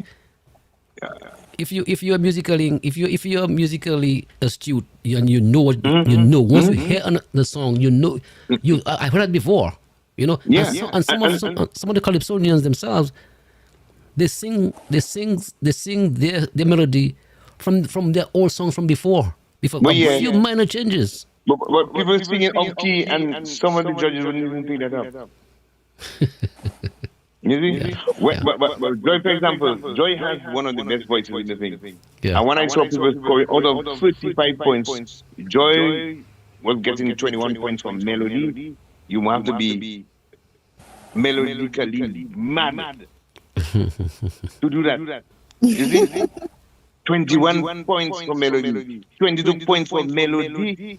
You have to be stupid. No, man. No, Yeah. man. So, How they go about choosing the judges? Do they just But take the thing is, some of them know what to do, but they're just malicious. That's all. I'm convinced that some of these people are just malicious. They just want to do anything to take you out of the equation. That's what. So Hunter, let me ask No. you this: is that one of the reasons why you kind of stop singing, stop competing? You absolutely correct. Because I tried to sneak out and sing. My wife told me, "You're gonna sing. You can take your clothes, stay in the Calypso for the month after the season come up." I'm not doing it. I laugh so hard. It's not funny. Because you told me you have been used. They want you to be there. You're good. You're strong. That they want you guys to be there. Right. But they use you as target practice. Mhm. Yeah. All they want you to do is come in to make the show great. Right, And right, then you're not treated fairly. It doesn't Right. make sense. right. You see? They want to use your name and reputation, to attract bring the people. Yeah, And at the end of the day, I enjoy the party. I got drink champagne. yeah. So, I understand. But Yeah. seriously speaking, like Joyce said, that's part of our carnival. Yeah. So that is with the Calypso. There's no carnival. It's part of our culture, no. right? And I think it is. We desperately need to preserve the Calypso, right? We can't let it die, and No, not at all. people have to. We have to recognize what the problem is, and the problem is glaring. Yeah. It's glaring, and they have to work on fixing that. The association has to do a better job. You know, when I was with the president of the association, we knew some of these people are used to mess up. So what we do, normally, all the names that you put them in a bag and you dip for whatever show coming up. No, with the people who normally mess up, you don't put all of them in the bag at the same time. I'm sorry to say, but you leave out some, you put one or two. Mm-hmm. So even if they come up, they can't be dangerous as you having four of them at the same time judging. Mm. You see, I'll tell you what happened. No, the judges, they use a rule where you remove the worst and the best score. Okay? Mm. Now, if you have three people operating there, they can easily put on an artist. All they do is two people give you bad scores. So if you remove one, there's still a bad score in there, so it drags your average down. You understand? Mm-hmm. So what we do, we don't have too many of these bad people in the box. You remove two of them. So even though two of them judging, they can't be effective. Mm. But when they less, team up they're on less you, you're in potent. problem. Less potent. Exactly. Yeah. Eh? So Sometimes you have to pick the bull by the horn and drag him where you want him to go, man. right. Joy, you said that when you entered Calypso, you were encouraged to sing political songs. By who? I wouldn't call I don't think Joy don't want to go there. I didn't Joy to go there. Okay, that's fine. Yeah. Joy is a young artist. I'm Joy sorry, no but I trouble. wouldn't go there. No, it's fine. It's fine. No, it's fine. I tried. It's surprising, you know, the kind of not one person. You'd be surprised the kind of person who Yeah. we encourage. Yeah. You know But what, some of the people put that's the last, in thing. last Monday, and she said the same thing when she they gave us a song she didn't want to sing, and she almost left hanging. The night of the Yeah. final, she only had one song because she refused to sing a certain song, and the man refused to write a certain song for her. Wow. Yeah. I know about it. Yeah. Even when she said she first came in the competition, she wrote a song, somebody adjusted it for her, and the night she almost couldn't sing it because they sent a lawyer paper for her Because the writer never thought it was going to go that far. He told her initially that song was a weak song. You know? Uh-huh. So he give it. He do a thing, give it to her, and when she went to the finals, and the man sent a lot of people that he could not perform the song. You know, Wow. Wow. and that's one of the prominent writers in Dominica. No, but that's what some of the guys would do. I had so many experiences you don't believe. People trying to dominate, not only dominate the writing, dominate control the judges to have the people in there doing something. But so don't talk to just leave that for Yeah. Have the influence in there. Yeah. You see? Yeah. You know what was so funny? She was in mass camp, and when she came in there, they tried to tell her concentrate on Tarina. She said, "Why should I concentrate on Tarina when Dice is king? You tell me to concentrate on Tarina. I'm going after the head, you know what I'm saying?" That's where you have to go. That's how it is, you know. Yeah. And a lot of guys suffer because of the same thing you're talking about. Mm-hmm. Yeah. Crazy, man. Yeah. So Joy, you're gonna stick to Hunter. I am going to stick to Hunter. Yeah. I mean that just that makes sense, right? That does make sense. That's what makes sense. That's what makes sense. But we looking forward. So have you started writing your song yet, or you have any idea of what you're gonna sing next year, or is it still too early? A lot of ideas floating, a lot of brilliant ideas. Okay. So at the end of the day, later on we're gonna zoom in on about 3 songs. Where I normally send them to Joy and she do. Normally, I know when Joy loves a song, the excitement in the voice. I know it. I'll give you a joke. I'll give you a joke.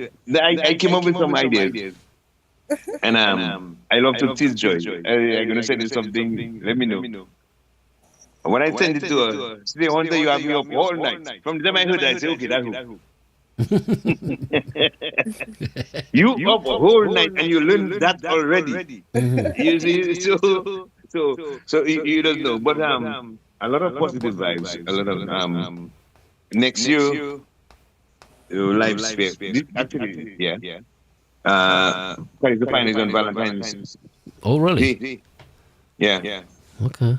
It's So gonna be a there red might and be white something around occasion. that. We'd have to Huh? do a love song. Give me a red and white occasion. I know, Trust me. right? Lady in red, lady in red is something dancing with special. me. Something special might Look, just look, come she with had that. red hair, red hair ready. She ready from. Yeah, I'm telling you.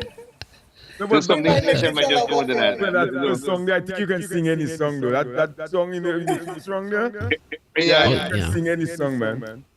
So, but a lot of exciting times ahead. You know. Yeah. Yeah. But I'll say Hunter answer two things.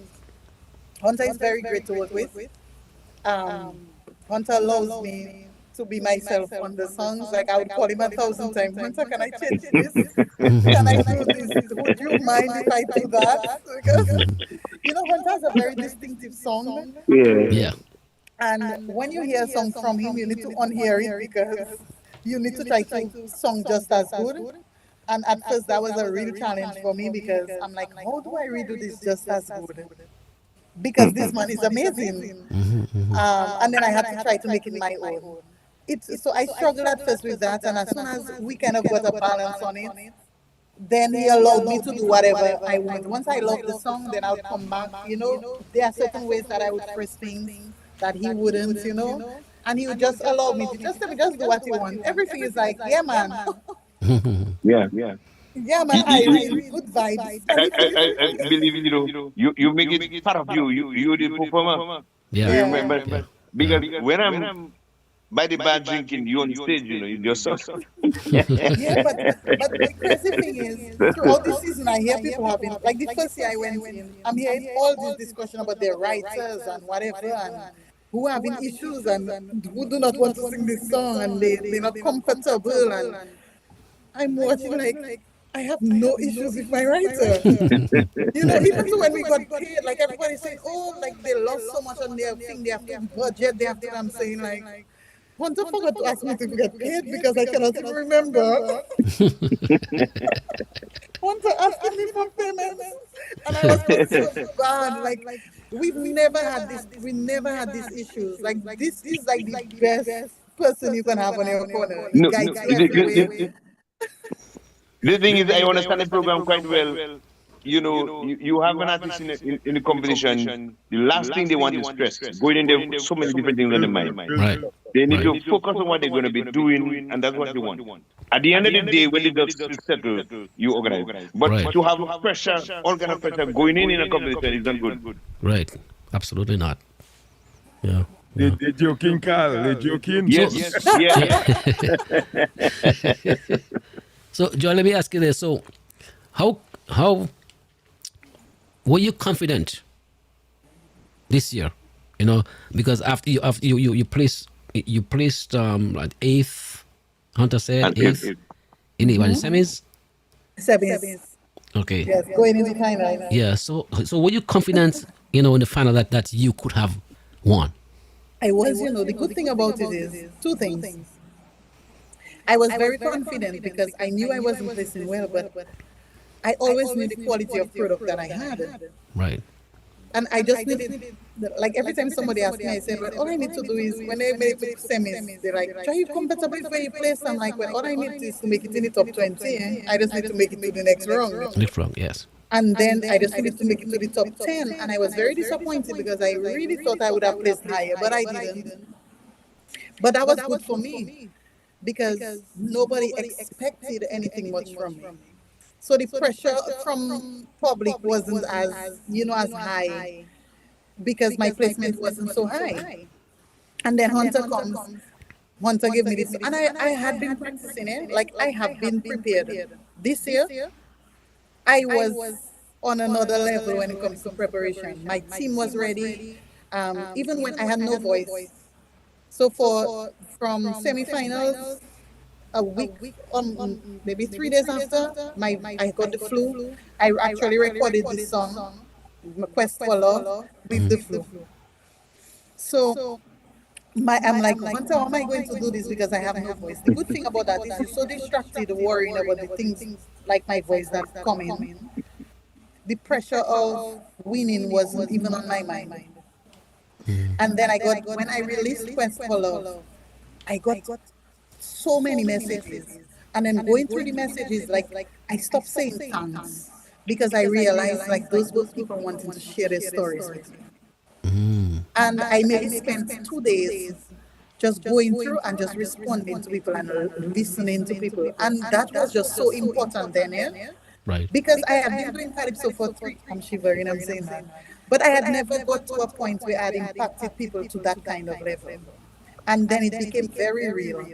Like, if you can get to that point, what if I win a crown doing this, you know? Right. Right. And the storytelling was more important at that point. And my team was ready. I had a great team. Everybody was on point. I mean, we were kind of behind, but we were working. We were prepared. We were rehearsing. I was rehearsing with no voice. I would stand up behind my mic stand and do because performing from mic stand is very difficult. So your hand gesture, your movement, your facial reactions and everything is key, you know. And it was a lot happening at once, but we were prepared. So stepping on that night, I was confident that we would have delivered a top tier performance. And at that point, I was like, you know what? I just going to give those judges a really hard time tonight. Like that was the aim. Like, yo, I know they don't want to place me there, but I'm really going to give them a rude awakening. Yeah? Like, this was what I went into finals with. Like, I really want to ruffle some feathers tonight. So I'm saying, like, all my other fellow Calypsonians have come, I'm like, bring out the A game, you know. Because I'm really going to give them a hard time on Saturday night, so you better come and call you again. Put them under pressure. Yes. Yeah. I think you tell it to yourself so much, you convince yourself too. Yeah. Yeah. But to have two guys behind you like Hunter and Scrunter, man, you have to do well. I Let know, me tell right? you about Oh, it. yeah. Let me tell you about it. No, you know, let me tell you something. I love Hunter, but my Calypsonian for Dominic herself is Scrunter. Let me tell you about it. Let me tell you My about boy it. have a kind of a mess, man. Let me And give he you the hold truth. his head. Yeah. Last year, I performed Opportunity to Change. When Crunter saw me perform on stage, Crunter met me and he said, Joy, I'm going to come at your home.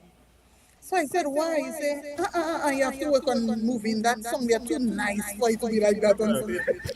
Crunter came home. To this day, my children laughing at me still. Because Crunter taught me a dance for 3 hours. You must see me sweat. Until I got out of the movement. Because it's so flawless and effortless. Yeah. And to this day, the children laughing at me because they say, seriously? But it is so good learning from him. Yeah? He's amazing. He's amazing on stage. Yeah. He's a maestro. So So, when you performing, Joy, when you performing, like when you're on the stage in the big finals and you delivering your song, you know, A Quest for Love or Ground, and the crowd is there and they cheer. Well, when you were singing, the crowd was, I mean, focused on you. You know, the first A Quest for Love. Do you see the crowd? Do you see people, or you just is a glare? You know, it's just a I do, you glare. know. You see people in the crowd? I do. Actually, they actually help me with my performance, you know. Really? It's I try to create the best space as I can. Because it's a lot of pressure on stage. When you get there, I can it's a I can totally imagine. different Yeah. thing. But I try to compose myself so much. But now and then you find and you don't look at anybody. Eh? Like I know who is standing and I can glimpse at them. Like I always try to find. Hunter tells me he hides in the crowd. Don't worry, I always find him when I perform. I find Hunter, I find Scrunter. Okay. My sister goes Wow. into the crowd and she stands exactly where she know I will find her. Oh, that's You know, awesome. I have a few. There's a camera guy. GK. Is GK? Hunter? GK stands right under the stage. So there are a few points and there are the twins. They do camera also. Oh, yeah, Right yeah, under yeah. there. Yes. Yes. There are a few persons that I look out for. And it gives me a wide scope of the pack, but I don't really look at everybody, but I have these focal points where I know when I look at them, it gives me some kind of reassurance. Yes, and I can still give them that eye contact without having to be distracted by the crowd because I'm very easily distracted on stage. You know? Like even in my performances, I tell Hunter like I don't really want too many things happening like while I'm on stage because I will kind of look towards things and I don't, you know. So that's why the performances were very clean. The what was happening backstage, we kept it to a point where it wasn't distracted. It was simple. It was very direct, Simple but effective, yeah. very effective. Yeah, Yeah. and not distracting.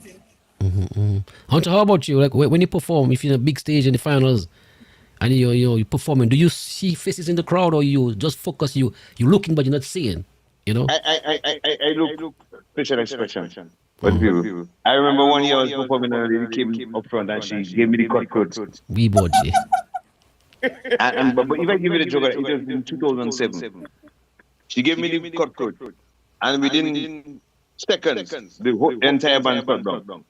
So she absolutely knew what was going on. It was a ploy, it was a plot to mess me up. But I wonder, you know, when I sang, typical Dominican. Yeah. Yeah, I went backstage and I just screamed up and I came out again. Yeah. So those things are really troubling me. Yeah. I had coined the business. Yeah. But talking about Quest for Love, when I was writing that song, you know, I broke down a couple times. Because I started internalizing the song, boy, and knowing what young people are going through and things. Because a lot of times we see young boys on the road moving funny and not knowing their story. You know, these people were not born to. They were forced into that program, a lot of them. You know? And I really broke down writing that song. Just talking about guy doesn't have a dad and but you know, I was in Matnik last week and I got a joke because a guy met me. He asked me, how you came up with that idea? And he was on a few drinks.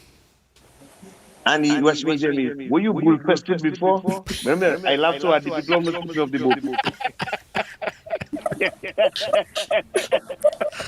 Oh God! Oh, everybody talking about girls, and you just flip that. I laughed so hard.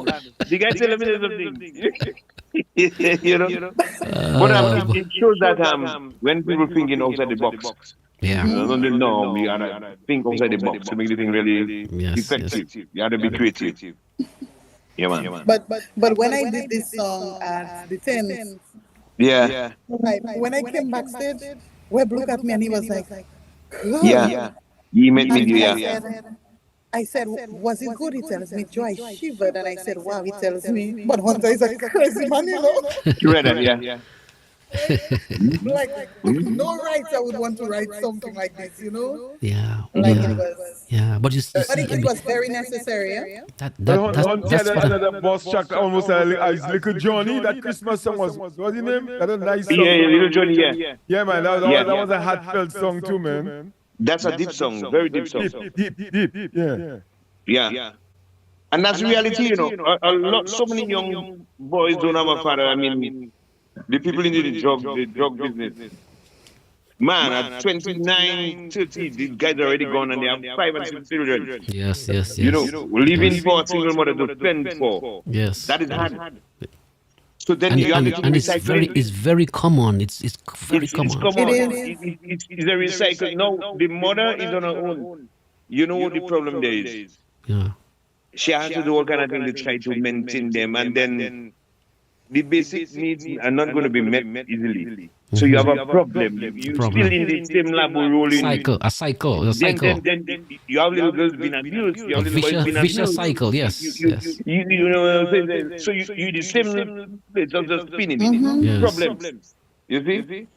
And well, a lot of the artists I wish they would think along that line and think deep, man, and see how we can help people, educate people, you know, to elevate their from where they are. Yeah. Because sometimes you really don't. Even some artists themselves don't realize how much they impact people with their songs and their lyrics. Exactly. And how much it impacts people in a positive way sometimes because you tell their story, right? Yeah. And you give them hope that somebody knows about their plight and understand their plight. You know? Yeah. You're so, very right. yeah. That's awesome. That's awesome. And that's the kind of calypso I yearn for. You know? That's what I love. So we pull people out of the gutters, man. You know what I'm Yeah. saying? Songs to Yeah. inspire people. You know, then and you're right, we have so much of this in our country. So many different issues to sing about. And people just stuck on one subject. Yeah, sing One on subject. him. You're singing on him, right? Like on the chorus side, you have to sing on him. You know? Oh yeah.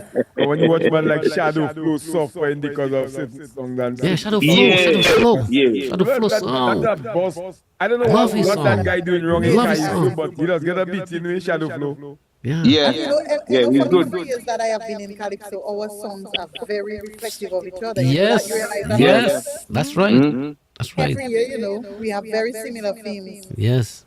That's right. That's right.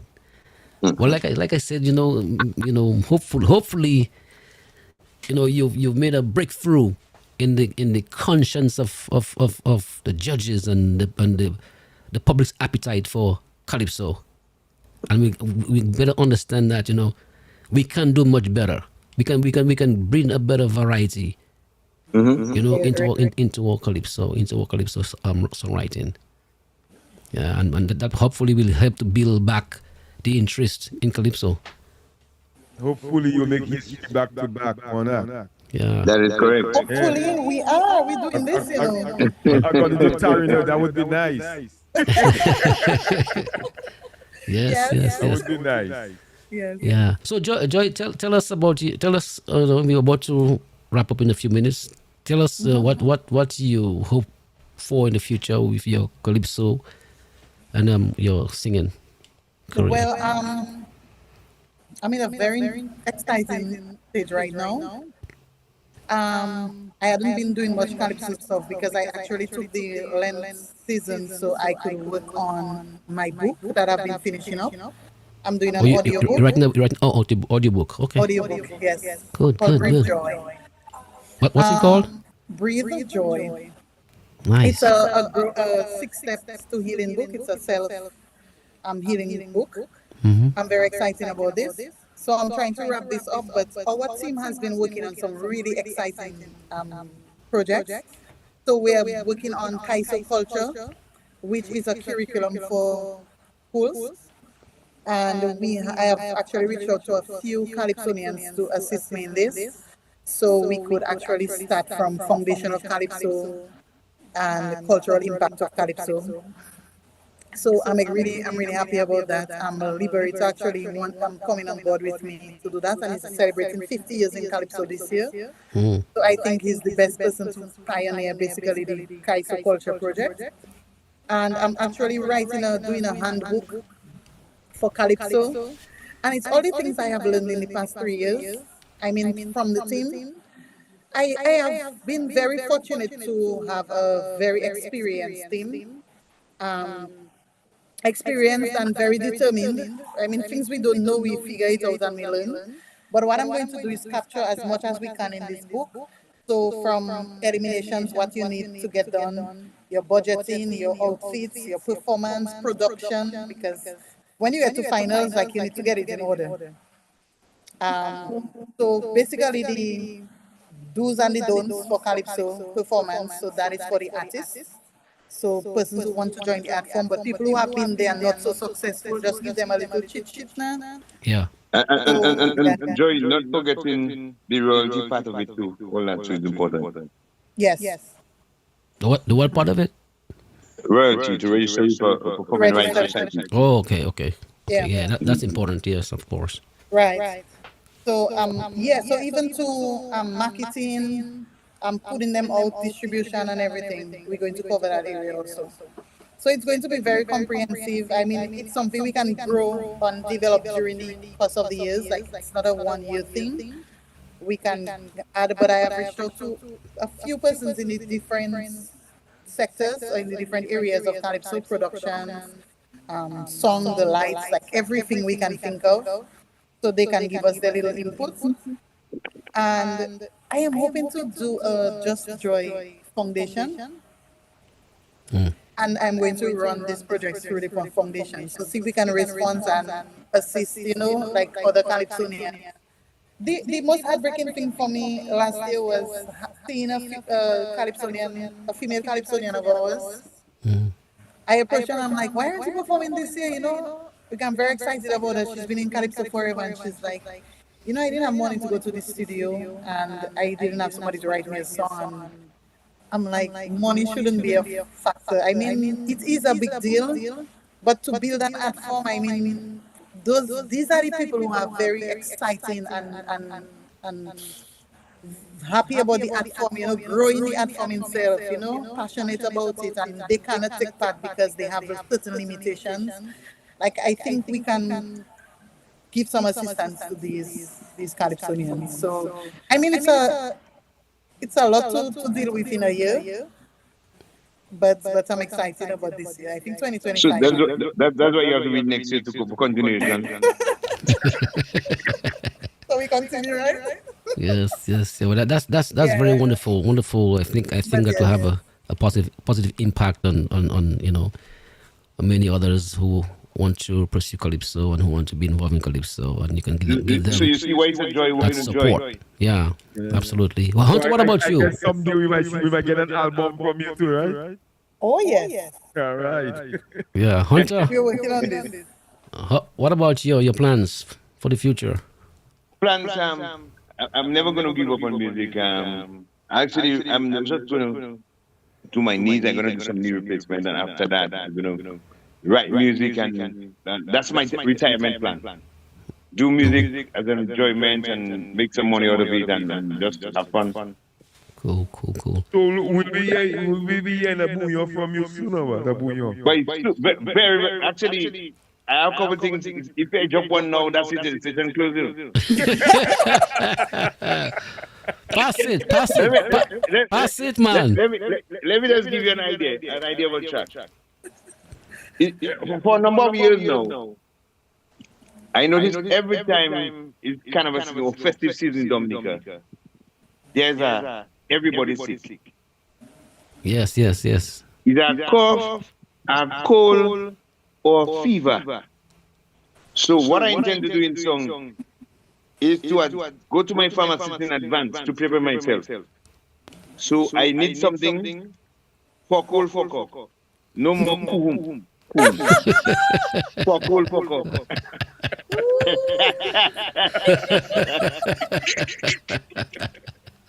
Yes, Every kind of season. Yes, Something in the air. looking forward to that. Maybe you might need Let me take something for cold, for cough. Yes. Yes, sir. Yeah. But let me say it has been a very wonderful Yeah, man. 2 hours. I am so grateful to you, Joy, and to Hunter, for giving us that little vibes. Yeah, And the viewers, of course, love the conversation, and we're looking to hear more of this conversation. I think it is very beneficial, to all of us who love Calypso and who love, our culture, that we can have your input, which is so impactful and powerful, and we all want to see Calypso, take back its place where it was, where in Dominica you couldn't have anything else on a Calypso finals night. Not at all. Massive crowds, so we yearn for these years, and we hope, with Joy winning the crown, with this kind of lyrics, we can see a new direction in Calypso, and we can get an injection, and we can move away from the monotonous and the same recycled stuff, and I believe honestly that will help, boost Calypso again. And Joy, what are you doing right now? I encourage you with all your your foundation and all your plans to help, and I wish you all the best and all the success. And of course, you have a great asset with you, man of experience, a writer, performer, lots of experience, and I know this union is going to bring great things. So thank you all so very much, and let's go over to you for your final words. Thank you so much for having me tonight. It was a very interesting discussion. Um, it's important that we discuss the topics that you brought up tonight, and I'm very glad that you did. I actually took notes. Be- yes, because certain things, we kind of overlook. Though we know it's good that persons remind us, and I'm glad that you did because it will help me to basically direct my thoughts and my focus on areas that I need to make the calypso culture better in Dominica. And I know it's a team thing, and it's not just the Calypsonians. It's people like you who go out there and share with everybody how important it is to support our Kaiso culture. So thank you for doing that. Thank you for having me tonight. I'm actually looking for, Hunter said he's retiring, but I really want to compete one day with Hunter and Scrunter, That would be a big dream, for me, yeah? Well, Joy, I've also in the studio 2 years now, you just a matter of just voicing it and come back. So I'm ready anytime, snap on the yeah, finger I'm and I'm going ready. to win the crown, cement myself a little bit again, And Yeah. then, yeah, in 2 You years, looking for Hunter and you Scrunter. looking for a good record, you beat Hunt and Scrunter, Yes! So I can say I You're did the best, big a big Can, bio. can you imagine he beat Hunter, Scrunt, Yeah. Dice, Yeah. JD, all them kings there, Yeah. You looking for a solid bio. Carissa. Yeah, What? With his own song too, But Yeah, thank you so man. much, guys, for having me. Of course, Yeah. anytime. Hunter, Yeah, man. Must say it was a pleasure. I can't believe 2 hours already gone already. I keep looking at my timepiece and I thought I had the wrong time. 2 hours already gone. But it shows that we had a very interesting, interview conversation. Nice vibe. I really enjoyed it, and I hope that the people who listen had fun as well. We're looking forward to doing this anytime again. And I want the people to stay tuned to the media, the radio, the vibes, because a lot of vibes are going to be coming through. A lot of interesting stuff are going to be coming through. And we have the hat from at hat, and we intend to treat it with a lot of love. We want this thing to expand to the world could enjoy. And talking about that, music can do a lot of marketing, and we've been seeing it. I mean, this year was great. We're talking about Creole Festival coming up, and the vibes on the ground. You can tell the music has been doing what it's supposed to do. yes, yes. Yeah, Yes, yeah. indeed. Touching the very lives of people, touching the hearts of the people, and it's a vibe. So we intend to continue working hard and bring you some classic stuff. Yeah. God bless. Well, we Love the look forward to program. it. Let DJ Kojak, say his final goodbyes before we Yeah, go. man. Yes, Joy, well, congratulations again. And now I know you're in good hands, Hunt and Scrunter. That's a blessing in this guy. Yes, You're sir. going to make history. And I need you to promise me one thing. And when you go back to back, BTGM Radio, we're going to be your first interviewers, all right? All right. We hold that. We hold you to that, Joy. You're going to be doing big things. You're going to make history, man. Remember I told you. Yeah. You're going to be Yeah. history, Dominic. First civil. Yeah. Yes, sir. All right. So all the best, my friends, and have a wonderful evening, okay? Yeah, man. Pleasure. All right. Thank you good very All much. right. God bless. God bless. Thanks.